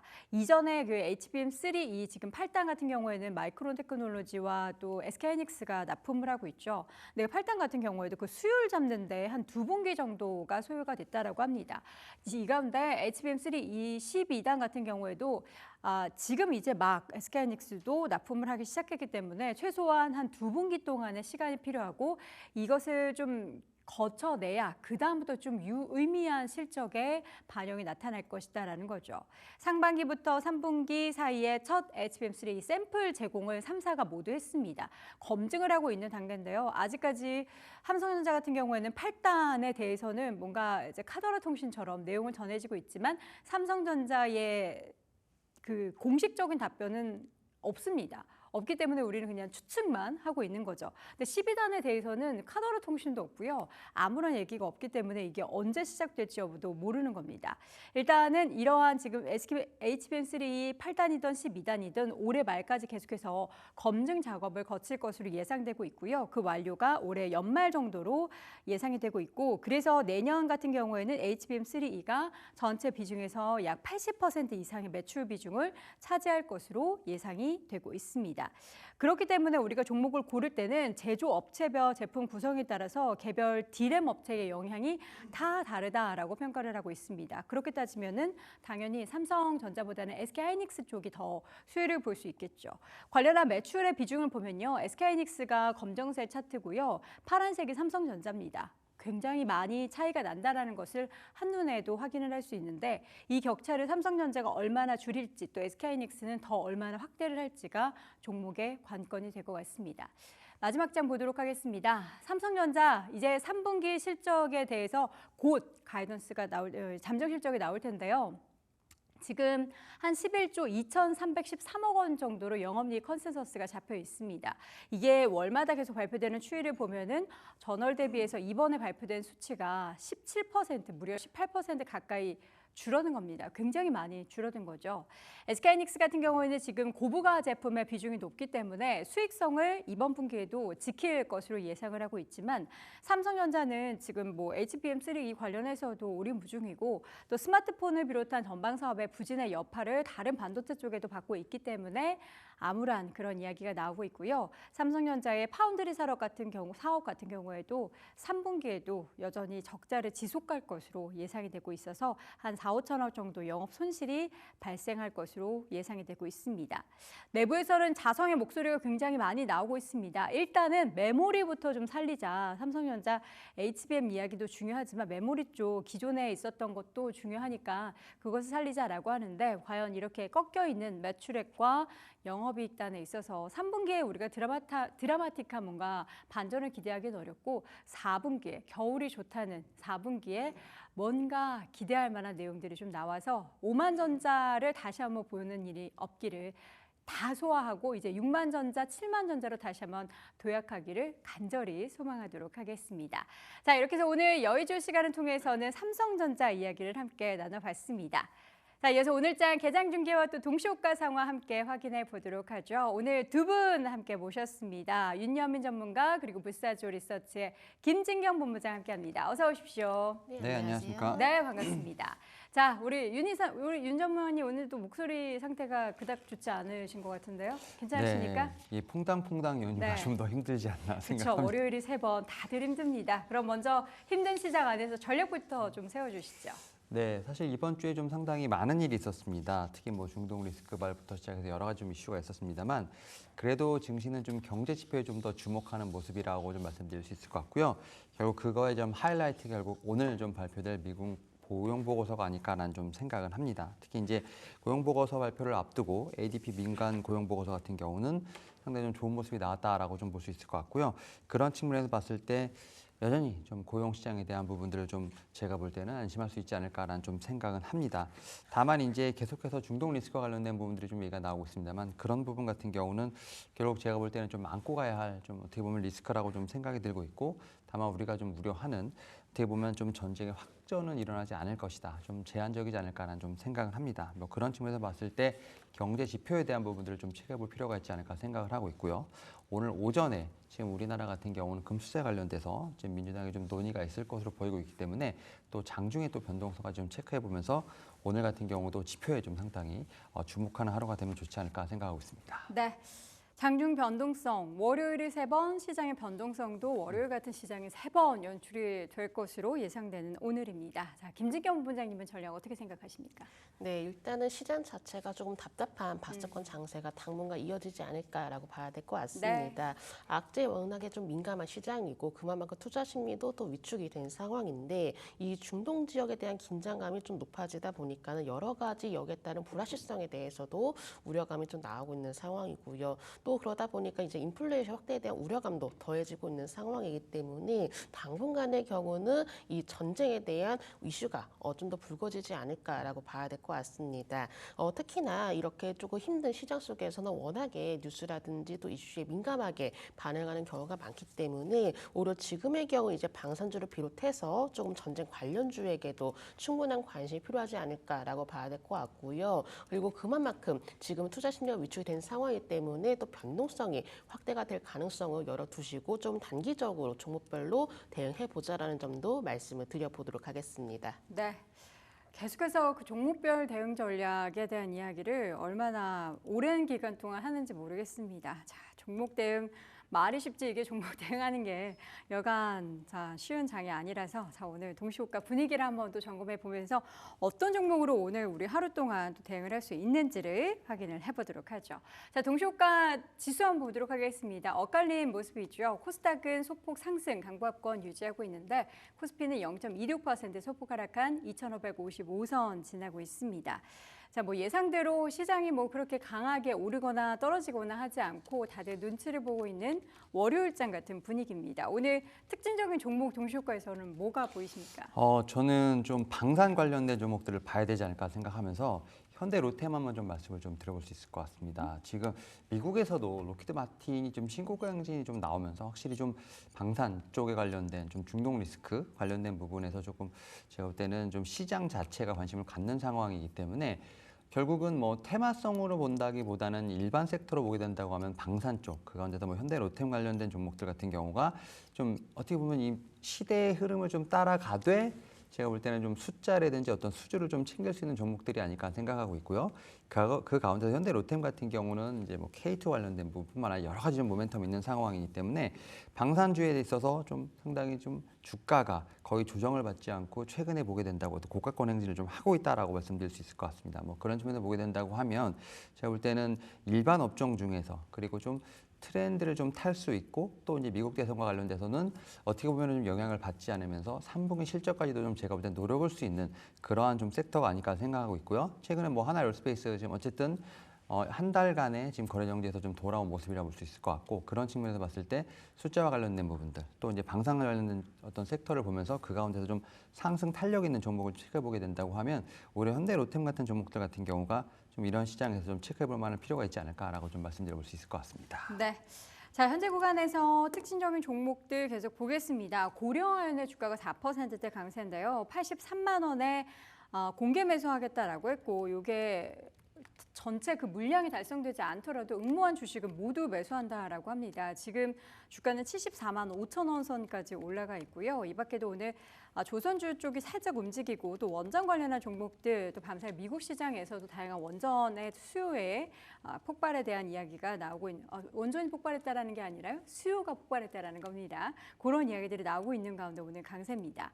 반면 SK하이닉스를 비롯한 반도체 주들은 좀 엇갈립니다. 삼성전자가 1.79% 하락 그리고 SK하이닉스는 1.3% 상승하면서 엇갈린 모습들이 나타나고 있는데 이 밖에 특징적인 종목 뭐 보십니까? 네, 일단은 블루엠텍도 한번 좀 살펴봐야 될 것 같습니다. 네, 지금 이제 위고비 출시를 또 앞두고 있는 상황인데 이 블루엠텍의 경우가 이제 유통을 또 담당을 하다 그렇죠. 보니까는 아무래도 또 비말표제 관련주로서도 좀 더 두각을 나타내지 않을까라고 좀 봐야 될 것 같고요. 지금 시점에서는 사실 이렇게 좀 중동에 대한 우려감이 워낙 부각이 되고 있기 때문에 비만 치료제 관련주들 생각보다는 크게 움직여지진 않고 있습니다. 하지만 이제 위고비 출시가 이제 코앞으로 좀 다가오는 상황이기 때문에 블루엠텍을 비롯해서 또 비만 치료제 관련주들이 어떠한 흐름으로 움직여질지 여부도 살펴보시면 좋으실 것 같고요. 특히나 이제 비만 치료제에 대해서 워낙에 또 이야기들 많이 나온 상황이고 앞으로도 수요가 증가할 것이다라는 기대감이 나와주고 있기 때문에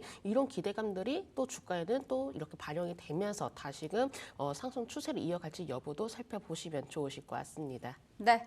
현재 구간 지수 상황은 비슷합니다. 코스피는 약보합권, 코스닥은 강보합권 수준 유지를 하고 있고요. 오늘 코스닥 쪽에서는 시가총액 상위 종목들 의외로 괜찮습니다. 지금 에코프로, BM, 알테오젠, HB, 엔캠 등의 종목들 많게는 아니지만 빨간불을 켜고 있고요. 파란불 켜는 종목들은 좀 드물게 나타나고 있습니다. 반면 코스피 같은 경우에는 퐁당퐁당하는 것처럼 시가총액 상위 종목들 상승하는 종목 반, 하락하는 종목 반이 연출이 되고 있습니다.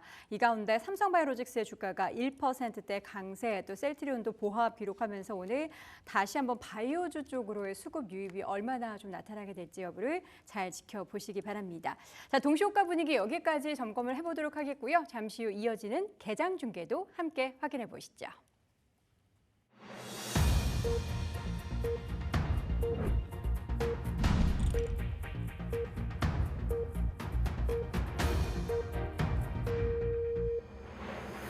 딜사이트 경제TV가 대한민국 증시 개장을 알립니다. 10월 4일 금요일장이 개장을 했습니다. 또 주말을 앞둔 금요일이고요.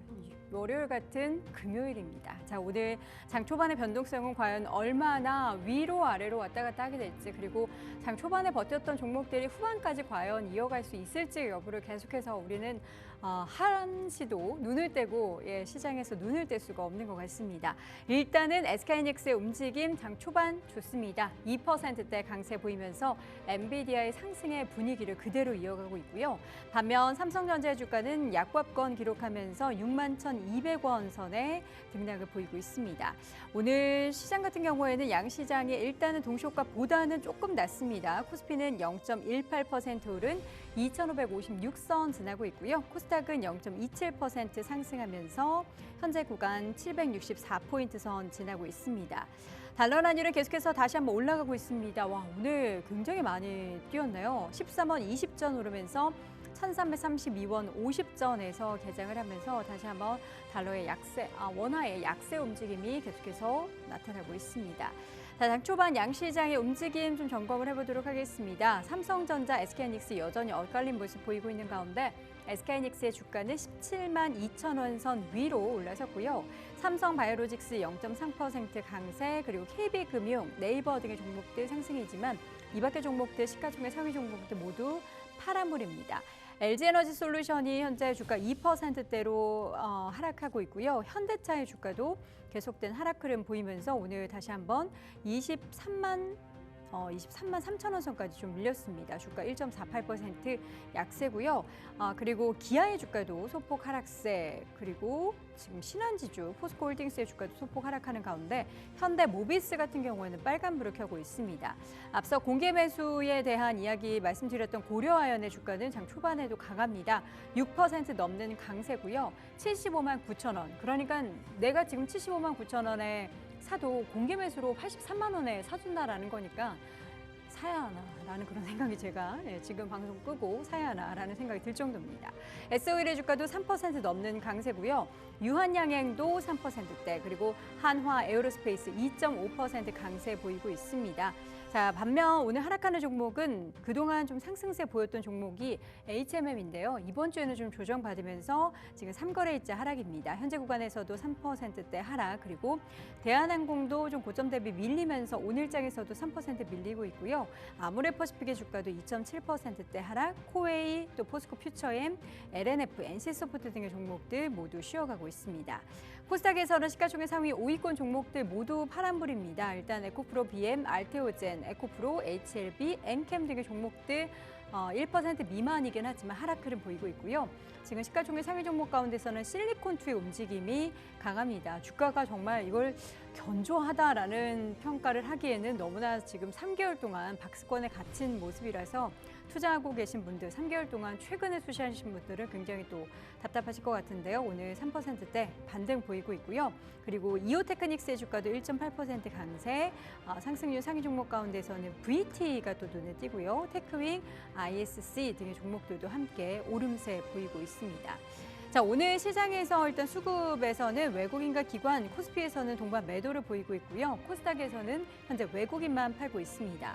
코스피에서 외국인과 기관의 동반 매도가 지금 3거래일째 이번 주 내내 이어지고 있고요. 코스닥에서는 외국인이 4거래일째 계속해서 팔고 있는 가운데 기관 매수는 장 초반에는 잡히지만 그 규모는 굉장히 적습니다.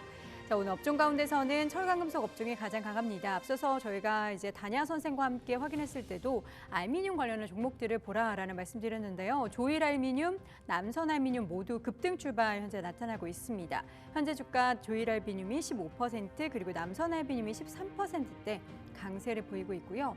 의약품 업종 오늘 동시효과에서도 바이오 쪽에 약간 수급이 유입되나 싶더니 역시나 강합니다. 유한양행이 일단 5% 넘게 올라가고 있고요. 한올바이오파마도 1.87% 그리고 종근당바이오 1%대, 삼성바이오로직스가 다시 한번 1.4%로 상승폭 키우고 있고 종근당, 한미약품 등의 종목들도 함께 상승세 보입니다. 자, 그리고 오늘 통신주도 움직임도 괜찮습니다. SK텔레콤, LG유플러스, KT 모두 빨간불 들어와 있고요. 보험, 그리고 의료정밀, 증권, 또 기계 섹터의 강세가 나타나고 있는 가운데 운수창고 업종, 섬유의복, 또 운수장비, 건설 섹터는 오늘장 하락 흐름 보이고 있습니다. 자, 전체적인 시장의 특징이 일단은 아직은 명확하진 않지만 바이오 쪽에 있어서의 강세, 그리고 일부 반도체 쪽에 있어서의 강세, 그리고 테마 쪽에서는 알미늄 관련한 종목들이 일제히 좀 강한 상승세 보이고 있고요. 또 화장품 관련한 종목들도 강세인데 종목 가운데서는 지금 리더스 코스메틱 등의 종목들, 잉그루드랩 이런 종목들이 상승세 보이고 있고 가상화폐도 의료기기, AI 관련한 종목들도 상승 흐름 보이고 있습니다. 또 국제유가 급등과 함께 흥구석유를 비롯한 석유 관련한 종목들도 강세인데요. 현재 흥구석유는 7%, 한국석유는 4.5% 이상의 강세를 보이고 있습니다. 자, 그럼 시장 특징 두 분과 함께 좀 나눠서 이야기를 들어보도록 하겠습니다. 먼저 코스피부터 봐주시죠. 네, 사실 좀 코스피 좀 살짝 좀 아쉽습니다. 지금 일단 약보합에서 강보합권으로 전환된 모습이 나오고 있습니다만 지금 외국인의 수급 자체가 좀 상당히 아쉽다라고 좀 말씀드릴 수 있을 것 같은데요. 특히 이제 9월 말부터 시작된 매도세, 물론 이제 9월 달에 조금은 좀 매수세가 들어오는 모습도 있었습니다만 계속해서 좀 매도세가 특히 이제 8월 거의 이제 중순부터 9월 그리고 10월까지 좀 매도세가 이어지는 부분들, 이런 부분들이 아무래도 뭐 삼성전자의 어떤 매도세가 좀 연결된다라고 볼 수 있을 것 같은데 그런 측면에서 지수 자체가 좀 상당히 레벨 다운된 모습, 한 2,550선을 지금 다시 한번 지지력 테스트를 하지 않나라고 좀 생각을 하고 있고요. 그런 측면에서 지수를 올리기 위한 어떤 섹터 간의 노력이 좀 중요하지 않을까 생각을 하는데 어쨌든 지수 자체는 지금 2,500선, 특히 이제 2,600선을 다시 뚫지 못하는 상황이다 보니까 이러한 좀 답답한 흐름이 좀 있다라고 좀 말씀드릴 수 있을 것 같고요. 특히 이제 섹터별로 보게 된다고 하면 오히려 반도체라든지 이런 좀 성장 섹터보다는 확실히 경기 방어 쪽에 대한 부분에서 좀 더 상승세가 나온다 볼 수 있을 것 같습니다. 통신업, 보험업, 뭐 음식료 이런 쪽에서 어떤 반등이 나온다라고 볼 수 있을 것 같고, 다만 뭐 의약품이라든지 뭐 그 금융업 같은 어떻게 보면 성장 섹터 플러스 지금 밸류 프로그램도 조금씩 좀 어떻게 보면 힘을 좀 내는 부분이 있지 않을까라는 좀 생각은 합니다만 지수를 좀 끌어올리기에는 약간 역부족이 아닐까라는 좀 생각은 합니다. 그리고 앞에서 앵커님 말씀하셨습니다만 시가총액 상위 종목들을 보게 된다고 하면 특히 반도체 쪽에서 확실히 좀 양극화가 나온다라고 볼 수 있을 것 같습니다. 삼성전자 같은 경우는 수요일 날 52주 신저가를 좀 찍은 이후에 다시 한번 좀 반등을 시도하겠습니다만 오늘 같은 경우도 좀 역부족인 모습이 나오고 있죠. 다시 한번 또 6만 원대 라인을 좀 깨려고 하는 모습이 나온다라고 볼 수 있을 것 같고, 이에 대비해서 SK하이닉스 같은 경우 17만 원대로 올라선 모습, 확실히 좀 반도체 두 종목, 좀 대형주 두 종목 같은 경우가 좀 엇갈린 모습이 나온다라고 볼 수 있습니다. 그런 측면에서 봤을 때 반도체는 어떻게 보면 좀 약간의 혼조세, 다만 그 가운데서 제약바이오와 2차 전지 섹터가 그래도 좀 힘을 낸다라고 좀 말씀드릴 수 있을 것 같습니다. 그런 측면에서 보게 된다고 하면 뭐 삼성바이오로직스 같은 경우 2%대 상승세를 좀 보여주고 있고, 뭐 셀트리온 같은 경우도 지금 강보권에서 버티고 있는 상황이기 때문에 반도체의 수급을 좀 제약바이오, 2차 전지가 좀 가져가지 않나라고 생각을 하고 있고, 여기에 더해서 지금 이제 금융 관련된 쪽도 좀 반등이 나오고 있는 상황이기 때문에 확실히 좀 반도체가 힘을 못 쓰는 부분들, 지수가 좀 힘을 못 쓰는 부분이 있겠습니다만 그런 부분을 좀 섹터 내에서 순환매가 좀 커버하고 있지 않나라고 생각을 하고 있고, 최근에 좀 얘기가 좀 많았었습니다만 밸류업 지수 관련된 종목들 같은 경우가 그래도 다시 한번 반등을 하려고 하는 모습이 좀 나온다라고 말씀드릴 수 있을 것 같습니다. 그런 측면에서 봤을 때 좀 시가총액 상위 종목들 중에서 뭐 배당과 관련된 부분들, 주주환원들을 좀 많이 하는 종목들에 대한 제가 볼 때는 관심이 필요하지 않을까라는 좀 생각을 하면서 메리츠 금융지주 같은 경우도 좀 강보합권, 그다음에 삼성생명 같은 경우도 강보합권을 보이면서 확실히 좀 이런 쪽에 대한 종목들 어떻게 보면 시장을 좀 어떻게 보면 받쳐주는 역할을 하지 않나라고 좀 말씀을 드릴 수 있을 것 같습니다. 네. 현재 구간에서 코스닥 지수의 상승폭이 빠르게 확대가 되고 있습니다. 시가총액 상위 종목 가운데 알테오젠의 주가가 1%대, 리가케바이오가 2%대 이러한 바이오 관련한 종목들의 상승폭이 커지자 지수도 0.67%까지 강세 움직임이 나타나고 있는데요. 코스닥 특징 한번 확인해 볼까요?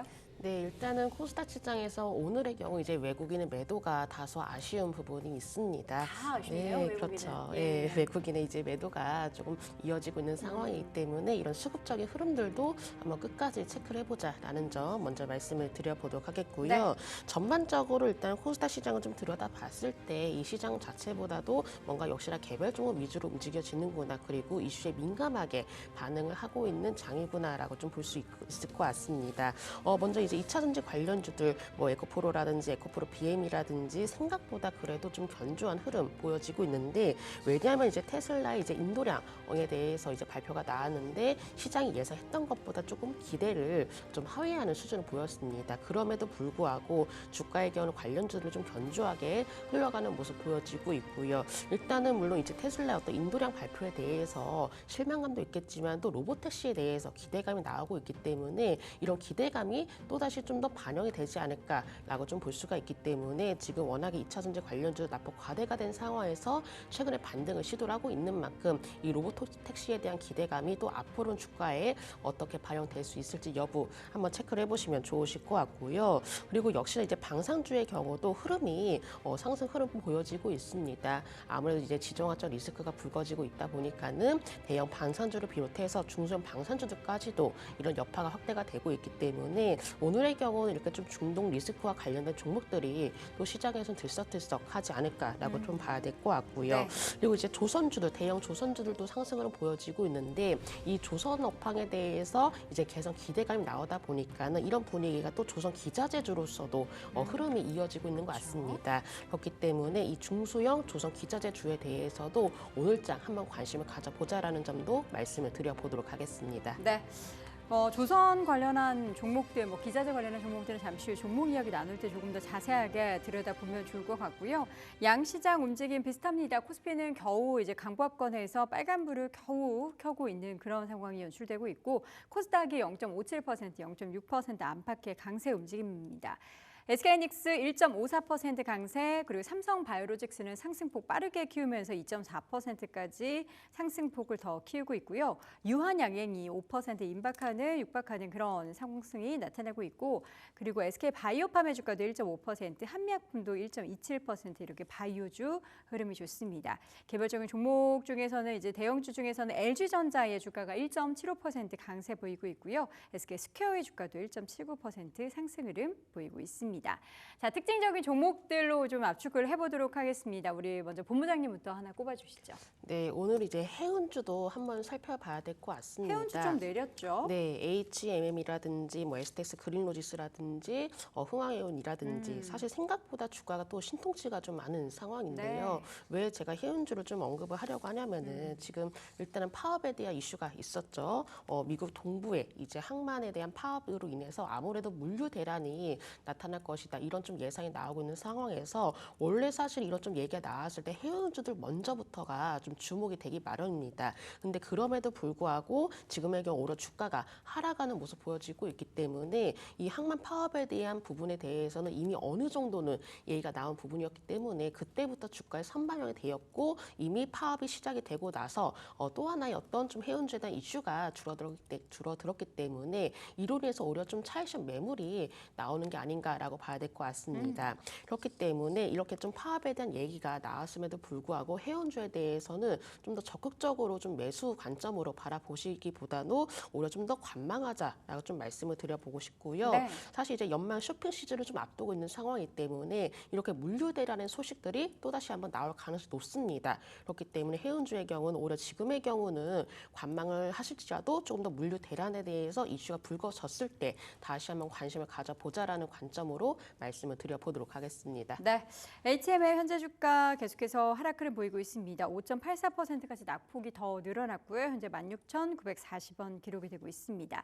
특징적인 종목 뭐 보세요, 우리? 네, 궁금해지는? 일단은 지금 앞에서 좀 많이 언급을 하셨습니다만 이 유한양행 그리고 이제 오스코텍을 좀 같이 봐야 하는 시점이 아닐까라는 좀 생각을 하는데 네.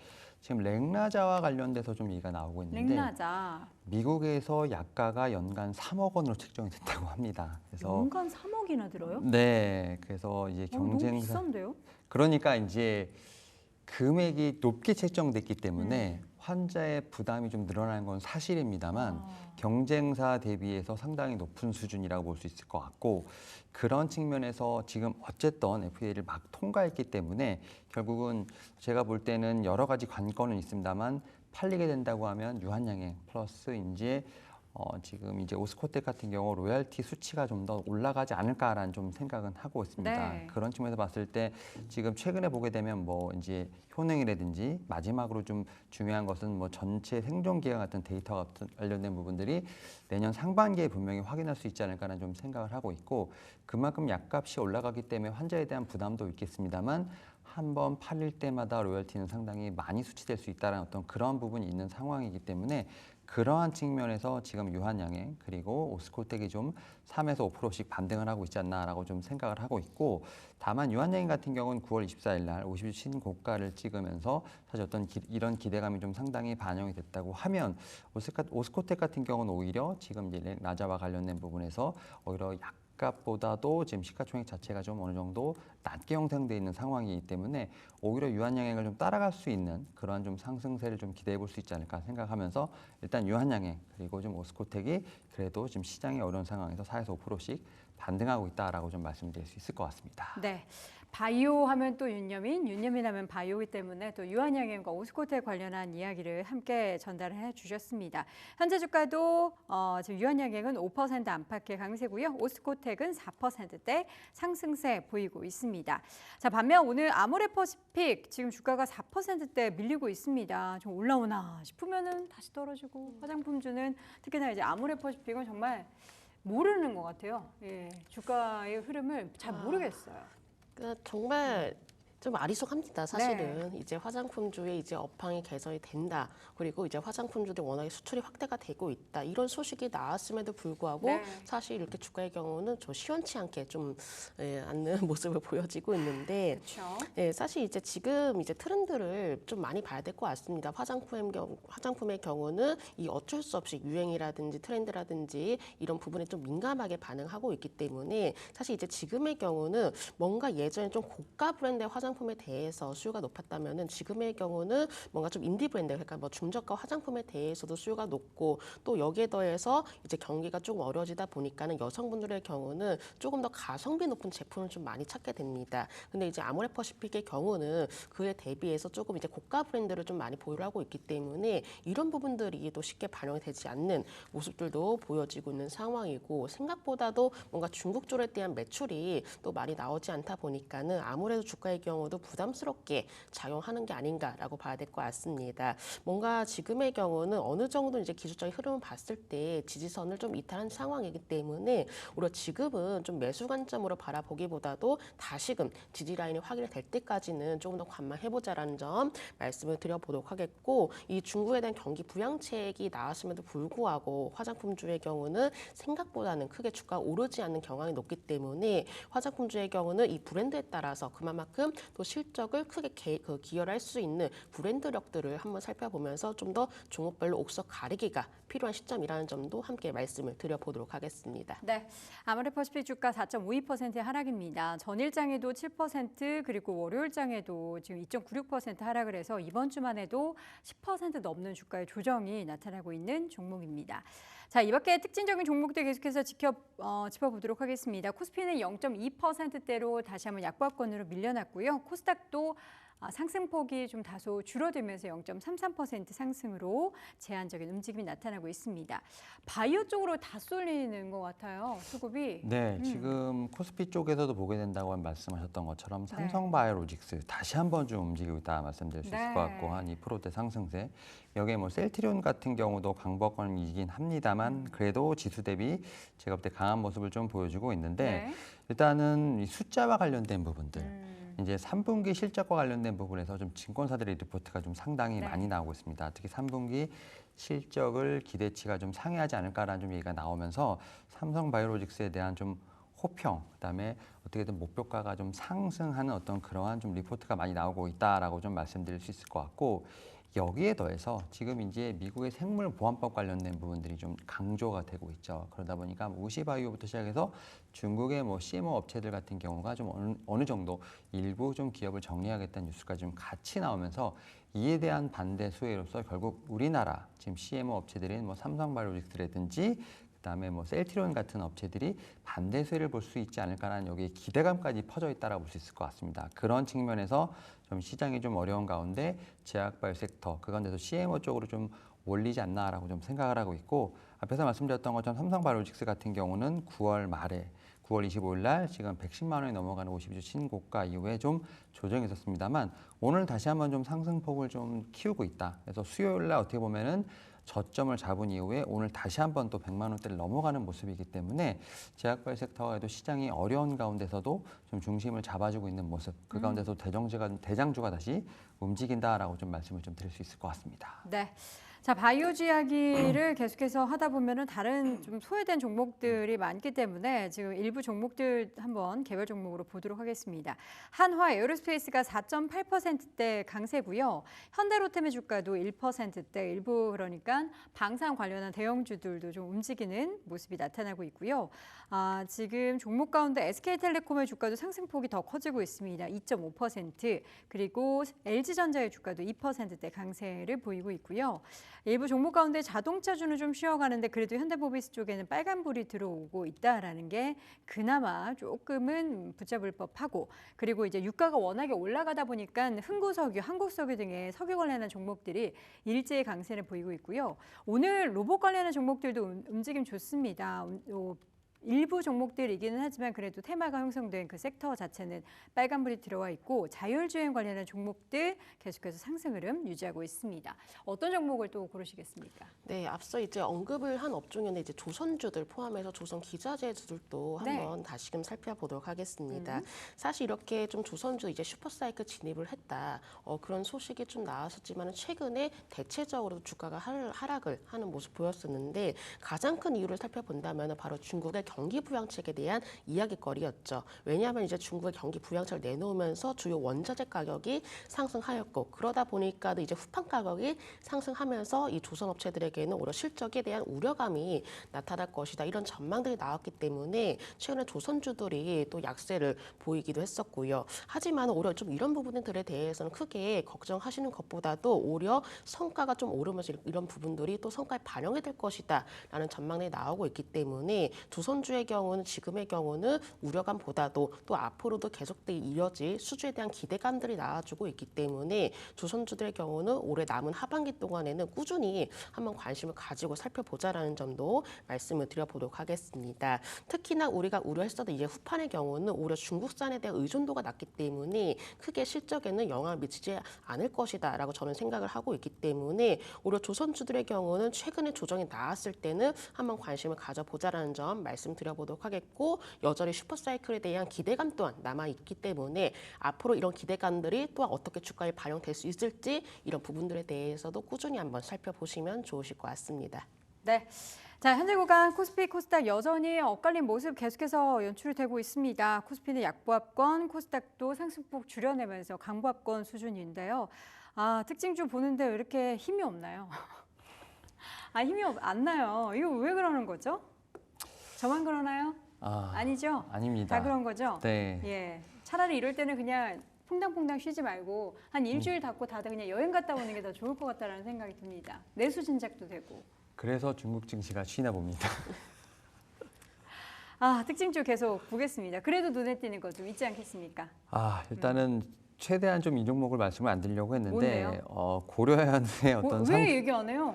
근데 지금 사면 안 돼요? 83만 원에 공개 매수하면 75만 원이면 그냥 앉은 자리에서 네. 수익 보는 거잖아요. 일단은 뭐 좀 스토리 자체가 확실히 이제는 쩐의 전쟁으로 가는 듯한 네. 느낌이 좀 있다라고 말씀드릴 수 있을 것 같고 사실은 이제 어떻게 보면 우리나라가 생각보다 많게 좀 공동 경영이 많습니다. 공동 경영. 뭐 GS랑 LG 같은 경우는 아름답게 좀 마무리를 좀 했습니다만 네. 이 고려현 같은 경우는 지분을 많이 가진 쪽과 경영하는 쪽이 좀 다른 상황에서 지금 잡음이 일어나고 있는 상황이고 네. 지분이 많은 쪽에 이제 사모펀드가 붙어 있는 상황. 그래서 지금 경영을 하고 있는 최실가에서 다시 한번 좀 트러블을 걸고 있는 상황인데 네. 결국 뭐 외부의 자금을 끌어쓰다기보다는 이제는 자사주 소각, 자사주 매입 같은 이런 부분을 통해서 공개 매수를 한다는 것 자체는 사실은 좀 이제 좀 많이 가는 듯한 느낌이 아닐까라는 생각은 하고 있고 하지만 이제 개인 투자자들 입장에서 보게 된다고 하면 말씀하셨던 것처럼 일단은 공개 매수가가 많이 올라갔기 때문에 충분히 그 안에서 좀 시세 차익을 노릴 수 있지 않을까라는 좀 생각은 합니다만 이런 부분을 통해서 다시 한번 느끼는 것이 지금 우리나라가 금투세도 문제입니다만 지금 어떤 기업과 관련된 상법을 좀 개정하는 부분에서 좀 시급하지 않나라는 좀 씁쓸함을 좀 남기지 않나라는 좀 생각을 합니다. 그런 측면에서 저는 좀 고려현을 좀 보고 있다라고 말씀드릴 수 있을 것 같고요. 네. 뭐 그래서 지금 뭐 시세 차익이라든지 어떤 트레이딩하는 관점도 좀 상당히 중요하겠습니다만 이런 어떤 계기를 통해서 지금 기업들 간에 뭐 밸류업도 지금 어쨌든 시행을 하고 있는 상황이기 때문에 지금 여러 가지 나오는 어떤 지적들에 대해서 좀 어떻게 보면은 지적되고 좀 시행되고 수정될 수 있는 그러한 좀 하나의 좀 본보기가 되면 좀 좋겠다라는 생각을 하면서 좀 고려현을 좀 보고 있다라고 좀 말씀을 드려야 될 것 같습니다. 네, 고려아연 현재 주가 계속해서 6%대 넘는 상승 보이면서 76만 원 기록이 되고 있습니다. 지금 시점에서 고려아연을 그 83만 원 공개 매수에 좀 응모하는 관점에서 사는 건 어떻게 보세요, 본부장님은? 저는 글쎄요. 이거를 딱 뭔가 확답을 좀 내리기는 좀 다소는 좀 애매하지 않나라고 좀 봐야 될 것 사겠다고 같습니다. 하는데도요? 그래서 물론 이렇게 지금 공격적으로 좀 나서고 있는 상황이거든요. 그래서 이제 경영권 분쟁이 좀 이루어지고 있는 상황이고 네. 당분간은 이런 좀 얘기들이 좀 나올 수 있을 거라고 생각하고 있는데 이로 인해서 주가들의 경우도 들썩들썩할 가능성이 높겠죠. 하지만 일단 고려한 이제 경영권 분쟁이 예상보다 또 길어질 것이다. 뭐 이런 이야기들도 이제 간혹 나와주고 있기 때문에 사실은 조금 경영권 분쟁에 대해서 오히려 상황들을 좀 더 지켜보면서 그때그때마다 좀 더 판단을 해보자라는 점도 함께 좀 말씀을 드려야 될 것 같습니다. 네, 고려아연에 대한 두 분의 의견 여러분들 투자하심에 잘 참고를 해 보시길 바라겠습니다. 자, 현재 구간 시장 변화는 그다지 없습니다. 다행히도 코스닥과 함께 코스피가 강보합권으로 조금 올라오려는 시도를 펼치고 있다는 거 정도고요. 특징적인 종목 한 종목씩만 더 좀 들어보도록 하겠습니다. 네, 일단은 저는 이제 중앙에너비스, 흥구석유 이렇게 조금 석유 관련주, 가스 관련주들 한번 좀 말씀을 드리도록 하겠습니다. 네. 워낙에 이렇게 좀 중동에 대한 리스크가 불거지다 보니까는 이렇게 좀 연관이 되어 있는 종목들이 시장에서는 주목이 될 수밖에 없을 것이고 특히나 지금의 경우는 뭔가 이제 시장에 대한 모멘텀이 부재한 상황이기 때문에 이슈 테마주에 민감한 시장이랍니다. 그렇기 때문에 당분간은 이런 종목들이 시장 속에서 급등 급락을 반복할 가능성이 높기 때문에 물론 이렇게 좀 어려운 시장에서 관심을 가져도 좋으시겠지만은 이로 인해서 또 그만큼의 또 리스크들을 감안하셔야 되기 때문에 오히려 장중에 단기 트레이딩 관점으로만 꼭 살펴보자는 점도 추가적으로 말씀드리도록 하겠습니다. 네. 자, 우리 시청자분들이 채팅창을 통해서 다양한 이야기를 지금 올려주고 계시는데 지금 막차에 대한 이야기도 많이 올려주고 계시고 전쟁 중인 이스라엘보다 우리나라 주식시장이 더 안 좋다라고 이제 존중님께서 그렇죠. 일각에서는 뭐 이란이 우리나라를 공격했냐라는 얘기까지 나올 정도로 시장이 어떻게 안 좋으면 이렇게 안 좋을 수가 있냐라는 그런 생각이 들 정도입니다. FMC 의장님께서 K 주식에서 먹고 살면 안드로다메다 주식도 할 수 있다. 그러니까 정말 허상에 알 수 없는 그런 주식시장에서도 우리가 이길 수 있다. 그만큼 우리나라 증시가 정말 대응하기 어렵다라는 것을 말씀해 주신 것 같습니다.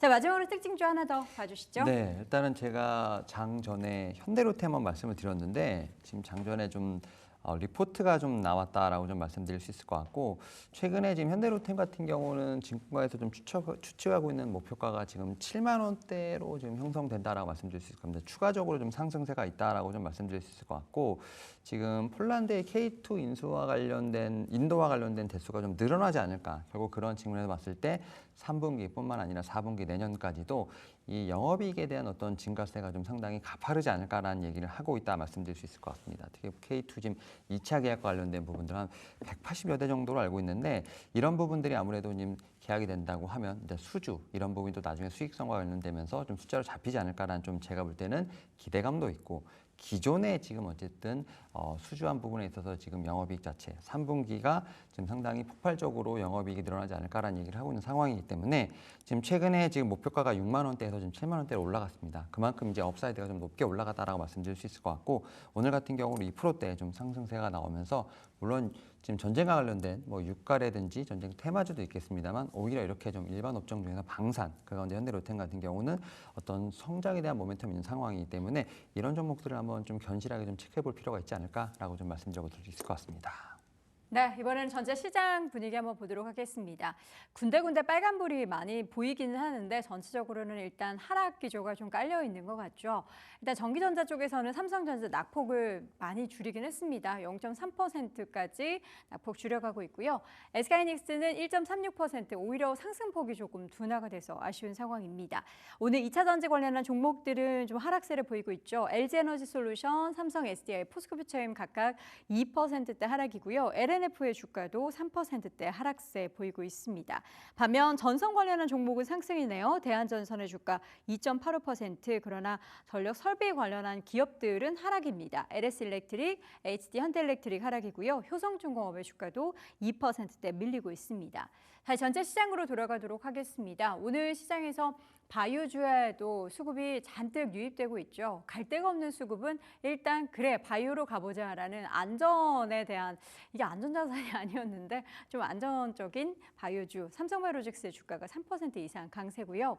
셀트리온의 주가는 0.63%, 유한양행은 계속해서 5% 이상의 강세, 대웅제약 종근당도 2% 안팎의 강세 움직임 보이고 있고요. 한미약품도 1% 가까이 오르고 있습니다. 전체 시장으로 다시 돌아갈까요? 대형 바이오주뿐만 아니라 중소형 제약바이오주들도 견조합니다. HLB는 좀 쉬어가고 있지만 휴젤, ST팜, 삼천당제약 등의 종목들은 상승세 보이고 있고요. 오늘 통신주 움직임도 좋죠. 계속해서 SK텔레콤 2% 이상 강세, KT도 0.6%, LG유플러스도 0.3% 이상 오르고 있습니다. 전체 시장 돌아가도록 하겠습니다. 오늘 개별적인 종목단에서 보자면 운수장비 안에서는 한화에어로스페이스가 계속해서 눈에 띄고 있고요. 그리고 금융업종 안에서는 일부 종목들, 보험지주사 쪽에서도 삼성생명, SK스퀘어 등의 종목들 상승 흐름 보이고 있지만 전체 종목들이 다 오르는 건 아니고요. 또 하락하는 종목이 훨씬 많습니다. 특히 신한지주 같은 경우에는 1.79%까지 하락 흐름 보이고 있고 KB금융이나 하나금융지주도 1% 미만의 하락 흐름 계속해서 지속을 하고 있습니다.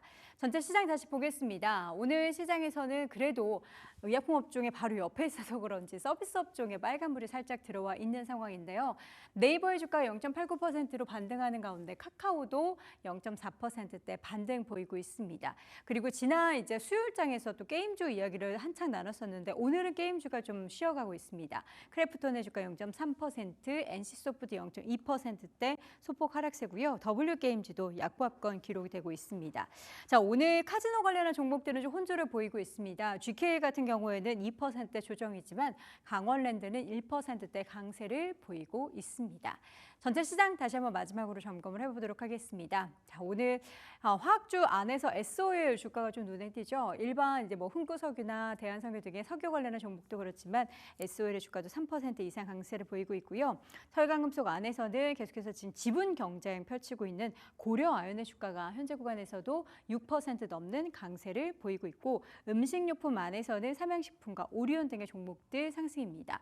또 반도체 쪽에서는 중소형 반도체단에 있어서 하드웨어 쪽에 강세가 나타나고 있는데요. 일부 종목만 상승을 하고 있다는 거 여러분들 종목별로 희비가 엇갈리고 있다는 거 확인해 보시기 바랍니다.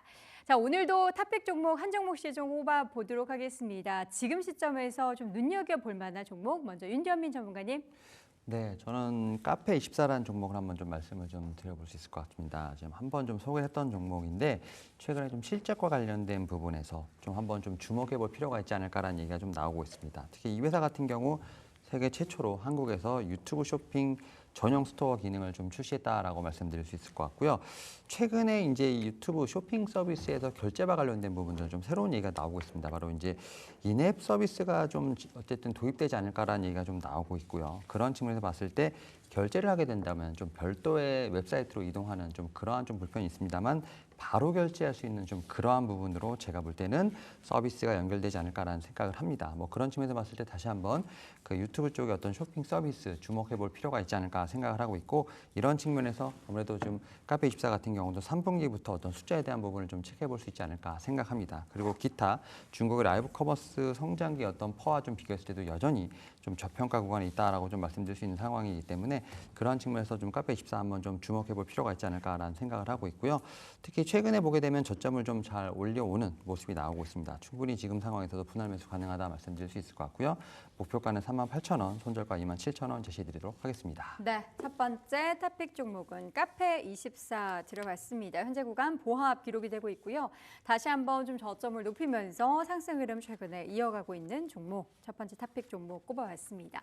본부장님은 어떤 종목이세요? 네, 저는 오늘 HL 만도 말씀드려보도록 하겠습니다. 만도. 네, 일단 중국 경기 이제 부양책이 좀 내세워지면서 아무래도 국내 자동차 부품 업체들의 수혜도 기대가 되고 있는 상황인데 동사의 경우 이제 특히나 이 중국에 대한 매출 비중이 한 22%가량 된다라고 합니다. 특히나 이제 고마진을 중심으로 해서 이 중국 사업에서의 실적 개선이 이어지고 있는 상황이기 때문에 오히려 올해 하반기부터는 조금 더 이 실적에 대한 부각이 나타나지 않을까. 라고 볼 수 있을 것 같고요. 또 중국에서도 이제 전기차에 따른 이제 판매가 성장세를 보여지고 있는 상황이기 때문에 이로 인해서 수혜도 전망이 되고 있습니다. 그리고 이렇게 중국 로컬 OEM량 이제 매출 증가로 인해서 기업 가치도 재평가가 되지 않을까라고 볼 수가 있기 때문에 이 HL 만도 말씀드려보도록 하겠고요. 최근 들어서 일단 주가가 바닥권에서 좀 더 반등세를 좀 이어지고 있는 상황입니다. 오히려 121선을 돌파하게 된다면은 추가적인 상승도 기대를 해볼 수가 있기 때문에 오늘 종목으로 말씀드려보도록 하겠습니다. 손절가의 경우는 34,400원 말씀드려보도록 하겠고요. 목표가의 경우는 4,500원으로 말씀드려보도록 하겠습니다. 네, 두 번째 토픽 종목은 오늘 HL 만도.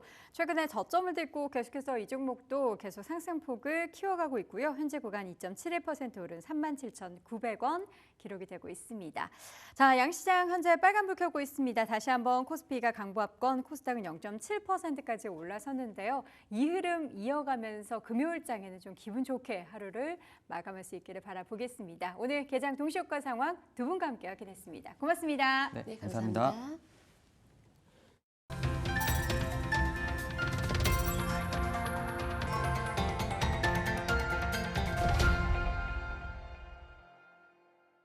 네, 어느새 금요일입니다. 시장 안에서 궁금증들 해결해보는 시간 가져볼게요. 오늘은 IM증권 신사업추진팀 이동근 팀장님 나오셨습니다. 어서 오세요. 네, 안녕하십니까. 네, 팀장님. 그래도 오늘 시장이 빨간불로 반응을 해주는 것 같아서 너무 다행인데요. 시장 안에서 궁금증들 해결해 보도록 하겠습니다. 자, 첫 번째 질문 들어가 볼까요? 첫 번째로는 중국향 자금 쏠림 이렇게 큐가 달려 있는데 시장 안에서 이제 중국 경기 부양책이 발표가 되고 난 이후에 중국향 자금 쏠렸다. 그래서 수급 공백이 이어졌다라는 반응들이 좀 나왔었는데 세 가지 포인트 일단은 열어보도록 하겠습니다.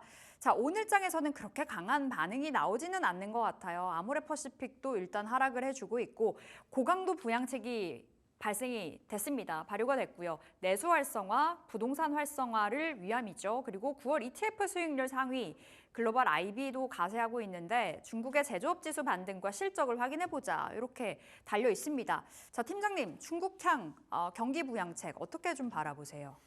일단 경기 부양책에 대해서는 우리 증시의 입장에서 보면은 양날의 칼이라는 말씀을 좀 드릴 수가 있을 것 같아요. 왜 그러냐 하면은 뭐 일단 우리가 얘기하는 그 차이나 플레이가 좀 가능한 국내 증시에서 이제 그 중국의 뭐 중국 관련돼서 뭐 중국 관련 내수라든가 뭐 이런 쪽의 업종들에 대해서는 그동안 사실 오랫동안 좀 그 우리 시장에서 소외를 받아 왔었는데 네. 이런 부분들을 좀 해소시킬 수 있는 그러한 이제 재료로 작용할 수 있다는 측면에서는 긍정적인 측면이겠고요.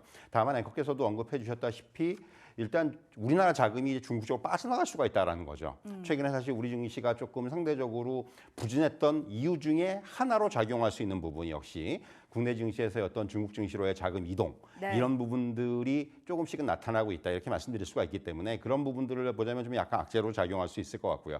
그래서 양날의 칼이라는 말씀드릴 수가 있겠고요.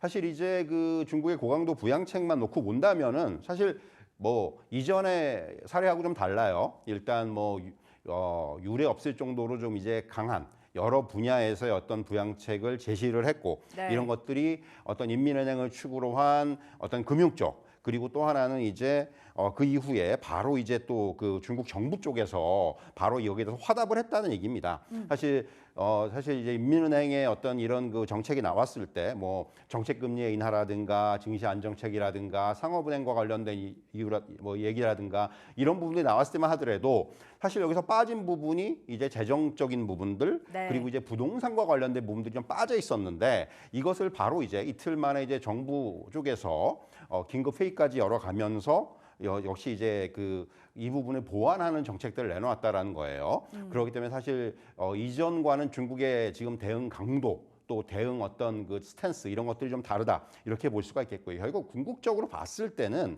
지금 이러한 정책의 지향점은 소비의 성장 기여도 확대입니다. 네. 올해 이제 중국 경제가 전망치, 예상치, 목표치를 지금 달성을 못할 가능성이 높다라는 거죠. 예. 그런 가운데서 이렇게 강도 높은 부양책을 제시하면서 이런 부분들을 결국 중국의 내수 활성화로 이끌겠다. 여기에 이제 어떻게 보면 방점이 찍히는 네. 이러한 정책이 아닌가 이렇게 좀 말씀드릴 수가 있을 것 같아요. 양날의 검이다라는 표현이 딱 맞는 것 같아요. 사실 중국 경기 부양책 발표되고 나서 이제 우리 시장도 살아날까라고 생각을 했었지만 오히려 좀 더 우려가 깊었던 것 같습니다. 중국 시장으로의 자금 유출이 있을까라는 우려도 있었는데 그럼 지금 만약에 그 관점으로 바라본다면 ETF 쪽으로 투자를 하는 게 맞을까요? 아니면 중국 본토 직접 투자까지도 가능할까요? 사실 이제 뭐 그 방법은 여러 가지 있겠죠. 그런데 이제 당장 9월 한 달간 놓고 보면은 수익률 상위 ETF를 보면 2위부터 20위까지가 전부 중국 관련 상품이에요. 네. 벌써 이게 좀 반영이 되고 있다라는 거예요. 이미 선반영됐다. ETF가 사실 너무 많이 단기적으로 올랐죠. 예. 그러니까 자금도 이동한 부분들이 있었고 그리고 무엇보다도 이제 해외 IB들, 뭐 골드만삭스라든가 모건 스탠리라든가 이런 글로벌 IB들이 일제히 중국 시장에 대해서 매수로 돌아서는 모습들이 나타났었어요. 네. 그러면서 이런 부분들 여기에다가 이제 중국 시장 자체가 오랫동안 글로벌 증시에서 좀 소외가 되면서 상대적으로 가격 부담이 덜하다는 것들 이런 것들이 좀 복합적으로 작용을 하면서 이제 중국 ETF들이 주가가 좀 많이 오른 측면이 있습니다. 사실 지금 중국 ETF를 단기적으로 들어가기엔 전 조금 부담스럽지 않나라는 생각도 일견 있고요. 네. 그래서 오히려 사실 앞서 말씀드렸지만 오히려 이제 국내 증시에 상장되어 있는 뭐 이제 중국 관련주들이라든가 이런 부분들을 조금 좀 관심을 가지는 부분, 중국 관련 내수라든가 뭐 여기는 뭐 화장품도 들어갈 수 있을 것이고, 네. 뭐 또 여행 레저 관련주라든가 또 음식료라든가 이런 부분들, 패션 의류라든가 우리 증시에서는 물론 이제 단기적으로 좀 움직이긴 했지만은 네. 상대적으로 그런 종목들에 대한 플레이가 조금 더 유리하지 않겠는가 하는 생각도 네. 있어요. 지금 또 오른 다음에 조정도 받는 종목들이 나타나고 있고 그렇기 때문에 사실은 지금은 ETF는 조금 이제는 단기적으로는 좀 부담스러운 그런 네. 영역이 아닌가라는 또 그런 생각도 한번 해볼 수가 있을 것 같아요. 어느 정도 선반영 될 만큼 됐다. ETF 상품 쪽으로 이렇게 풀어주신 거고 차라리 우리 시장 안에 상장이 되어 있는 중국 기업 바라보자. GRT부터 뭐 오가닉 코스메틱까지 올라와 있는데 최근에 뭐 형성그룹 굉장히 좋았잖아요. 컬러레이 같은 종목도 그랬고요. 오늘 장에서는 시세가 그렇게 뭐 일괄적인 흐름은 아닙니다. GRT 하락하고 있고요. 홍성그룹 5% 급등 오늘도 좀 추가적으로 이어가고 있는데요. 이 안에서 포인트 계속해서 잡아가 보도록 하겠고 두 번째 질문으로 넘어가 보겠습니다. 오늘 아마 많은 분들이 궁금해하실 거예요. 오만전자는 일시적일까? 삼성전자 지난 수요일에 5만 원이 터치가 됐습니다. 5만 선이요. 오늘도 그렇게 힘이 좋지는 못해요. 뭐 젠슨왕 CEO가 HBM 수요 폭발적이라고 했지만 사실상 삼성전자는 그렇게 효과를 많이 못 받아가고 있는데 세 가지 포인트 짚어보겠습니다.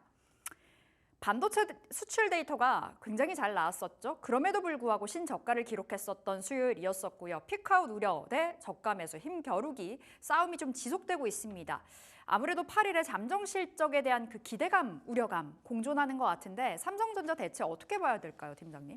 지금 이제 그 자막에도 나와 있지만 사실은 수출은 좋습니다, 여전히. 네. 사실 이제 뭐 최대 수출을 기록하고 있어요. 9월 봤을 때 이제 역대 최대 수준의 어떤 그런 수출액을 기록을 하고 있고.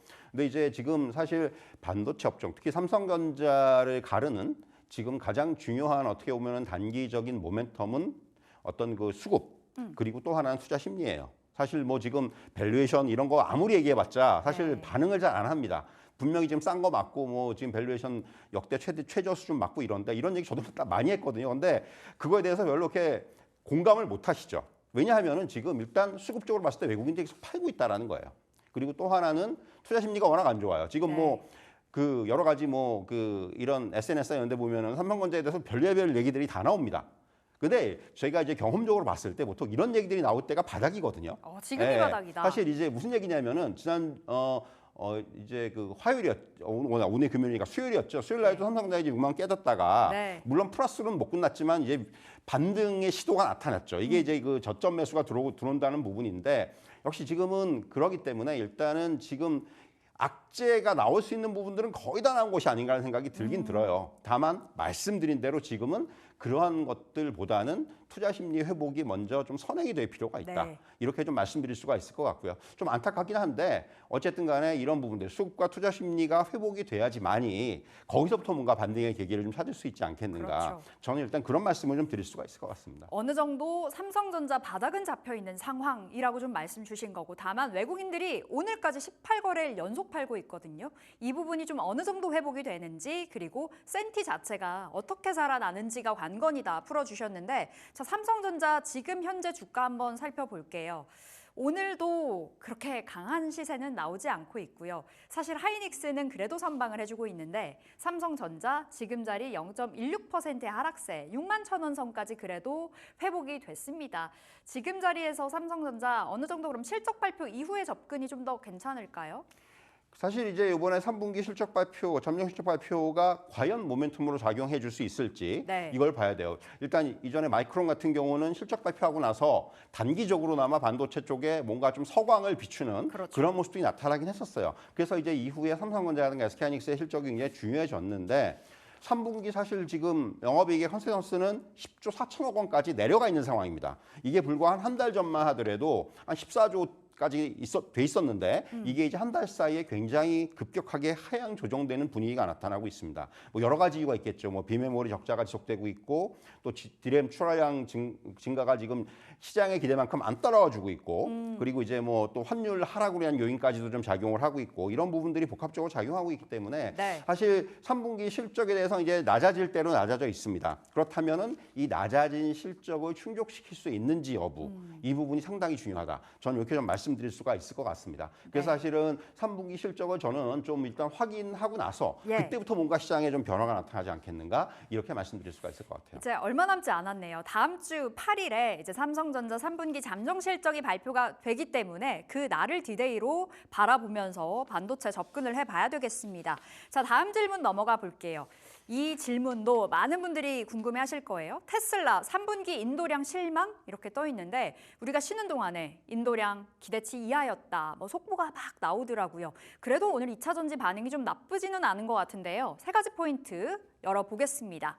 자, 테슬라 3분기 인도량 예상치를 하회했고 다만 우려만 있는 건 아니죠. 유럽 전기차 정책에 대한 부활, 조짐이 좀 보여지고 있어서 앞으로 판매량 증가 쪽으로 무게가 좀 옮겨질 수도 있다라는 이야기도 나옵니다.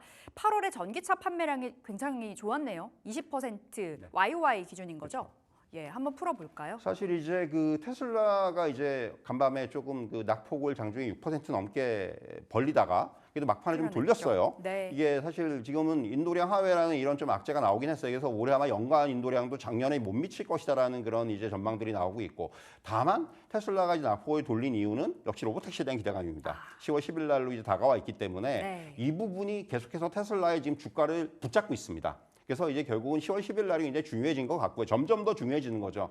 이 로보택시에 대한 그런 그 어떤 기대감이 이제는 테슬라 주가에는 조금 더 이제 미치는 영향이 더 커질 수 있을 것으로 보여지고요. 네. 사실 지금 자막에 남아 있습니다만은 최근에 이제 우리나라 같은 경우는 2차전지 관련주들이 나쁘지 않았습니다. 맞아요. 이런 가장 큰 이유는 사실 지금 나와 있습니다만 유럽 친전기차 정책이 좀 부활하고 있다는 거죠. 사실 유럽의 전기차 업황을 보면은 지난해 말에 독일이 보조금 정책을 폐지하면서 여기서 이제 본격적으로 좀 악화가 됐어요. 네. 그리고 근데 이제 원인을 제공했던 독일 정부가 이제 막상 폐지하고 나니까 전기차 업체들이 굉장히 지금 안 좋거든요. 그러다 보니까 이제 다시금 보조금 부활을 좀 준비하고 있는 상황이고요. 그러니까 뭐 구체적으로 보면은 구형 내연기관차를 폐차하고 전기차로 이제 구매하면은 신차 6,000유로 또 어떤 중고차는 3,000유로의 보조금을 지급하는 예. 이러한 안을 지금 검토하고 있다라는 거죠. 사실 이게 상당히 최근에 국내 그 2차전지 업체라든가 이런 쪽에는 상당히 좀 호재로 작용을 했어요. 그러니까 독일이 만약 이렇게 뭔가 다시 지원책을 부활시킨다면은 다른 유럽 국가들도 동조할 가능성이 높아진다. 네. 이런 얘기고요. 사실은 뭐 전기차 글로벌 시장을 놓고 봤을 때 유럽이 차지하는 비중이 제일 높지 않습니까? 미국은 이제 시작을 한 거고요. 어떻게 보면은 그렇기 때문에 어떤 이러한 유럽의 그 이러한 정책의 변화가 시장 전체에 미치는 영향은 상당히 크다고 볼 수가 있겠고 결국은 이런 부분들이 최근 국내 증시에서의 어떤 2차전지 관련주, 전기차 관련주들의 좀 반등을 이끈 가장 중요한 모멘텀이 아닌가 이렇게 좀 말씀드릴 수가 있을 것 같아요. 2차 전지에 대해서 그래도 우호적으로 좀 풀어주신 것 같은데 그럼 팀장님 자율주행 로보택시요. 테슬라가 사실 무언가 기대감을 한껏 살려놓다가 정작 공개됐을 때 기대 이하였을 때가 너무 많았어서요. 그러한 흐름으로 봤을 때 자율주행 관련주 지금 세론 대비해야 되는 거 아니에요? 사실 이제 그런 거죠. 지금 좋은 지적을 해주셨는데 2차전지에 대해서 지금 일단 주가는 바닥에서는 올라와 있는 상태예요. 물론 네. 뭐 고점 대비해서는 지금 많이 빠져 있는 상황이지만은 전 두 가지를 봐야 된다고 생각을 해요. 먼저 지금 말씀해주신 대로 테슬라의 이번에 이제 어떻게 보면 이제 그 로보택시와 관련된 반응들 예. 이런 부분들이 단기적으로는 말씀해주신 대로 세론의 또 계기가 될 수도 있는 부분이고 또는 시장에 실망감을 안겨줄 수도 있는 부분이에요. 사실 그거는 미리 어느 정도 좀 대비를 해야 되지 않겠다는 생각이 들고요. 네. 두 번째는 결과적으로 2차전지 관련주들이 아직까지 실적에 대해서는 뭐 이렇게 긍정적인 평가를 내리기는 힘들다는 거예요. 그러니까 실적이 완전히 좀 돌아서고 나아지고 예. 이러한 국면이 되기까지는 이렇게 좀 반등은 나타날 수 있겠지만은 본격적인 어떤 상승으로 연결시키기에는 조금 아직은 이르다는 점이죠. 그렇기 때문에 지금은 이런 반등과 어떤 이런 부분들을 잘 이용하는 저는 그런 투자 전략이 좀 필요하지 않겠는가 하는 생각이 들고요. 그래서 앞서 말씀드린 대로 이러한 유럽의 어떤 정책들 그리고 테슬라와 관계된 이슈들 네. 이런 부분들을 계속해서 확인하면서 저는 만약에 이게 조금이라도 삐끗하다 그러니까요. 그러면은 여기서는 이제 조금 한번 정리를 한다든가 수익 실현을 하는 이런 전략도 충분히 지금은 대비하고 있어야 된다. 이렇게 네. 좀 말씀드릴 수가 있겠습니다. 그럼 2차 전지 살아나려면 수요 자체가 좀 살아나야 되는 게 찐이겠네요. 그렇죠. 이제 결국 미국 대선 결과도 중요해질 것 같고요. 향후에 예. 결국 이제 지금은 유럽이 이 시장을 전체적으로 끌고 가고 있습니다만은 향후에 이제 미국 시장이 여기서 이제 얼마나 커질 수 있는지 여부 이런 부분들까지도 우리가 염두에 둘 필요가 있을 것 같습니다. 알겠습니다. 일단은 여러 가지 변수들 체크하면서 2차 전지, 자율주행주 관련주들 계속해서 챙겨볼 필요가 있겠고요. 자, 오늘 전기차주 나와 있는데 그래도 좀 양호한 거 아닌가 싶어요. 테슬라 기대 이하, 테슬라의 주가 하락보다 그래도 선방을 해주는 것 같아서 LG엔솔이 지금 2% 가까이, 현대차도 1.5% 가까이 떨어지고 있고 기아는 올라가네요. 지금 선방 중이고 삼성 SDI도 그리고 LG화학도 하락하고 있는데 현대차 기아까지 좀 폭넓게 봤을 때는 괜찮다 이렇게 볼 수 있을까요? 사실 뭐 현대차 같은 경우는 이제 지금 단기적으로 봤을 때는 또 이제 몇 가지 모멘텀이 있죠. 예를 들면은 뭐 인도법인의 예. IPO라든가 그리고 여기에다가 또 그 아시겠지만은 이제 그 밸류업과 관련돼 있는 그런 이슈들을 아직까지는 갖고 있지 않습니까? 그렇기 때문에 그런 것들은 분명히 또 긍정적인 요인으로 작용할 수가 있습니다. 그렇기 때문에 이런 2차전지 관련된 물론 그 어떤 그런 재료도 있지만은 예. 다른 쪽에서의 어떤 이런 재료들이 주가에는 좀 긍정적으로 작용할 수 있는 그런 기대는 가지고 있다. 이런 말씀을 드릴 수가 있겠습니다. 알겠습니다. 현대차 기아까지 질문 드려봤는데 원체 이제 모멘텀이 많지만 최근에 현대차 기아 주가가 녹록치는 못합니다. 그래도 지금 자리 좀 우호적인 관점에서 바라볼 수 있다. 이렇게 정리를 해보도록 할게요. 자, 질문들 여기서 인사드리겠습니다. 오늘은 IM증권 신사업 추진팀 이동근 팀장 함께했습니다. 말씀 고맙습니다. 네, 출발 딜사이트 2부 여기서 마치도록 하겠습니다. 이제 남은 시간 우리 딜사이트와 함께 계속해서 전략 챙겨가시기 바라겠고요. 저희는 다음 주 월요일 이 시간에 또다시 찾아뵙도록 하겠습니다. 끝까지 함께해 주신 여러분 고맙습니다.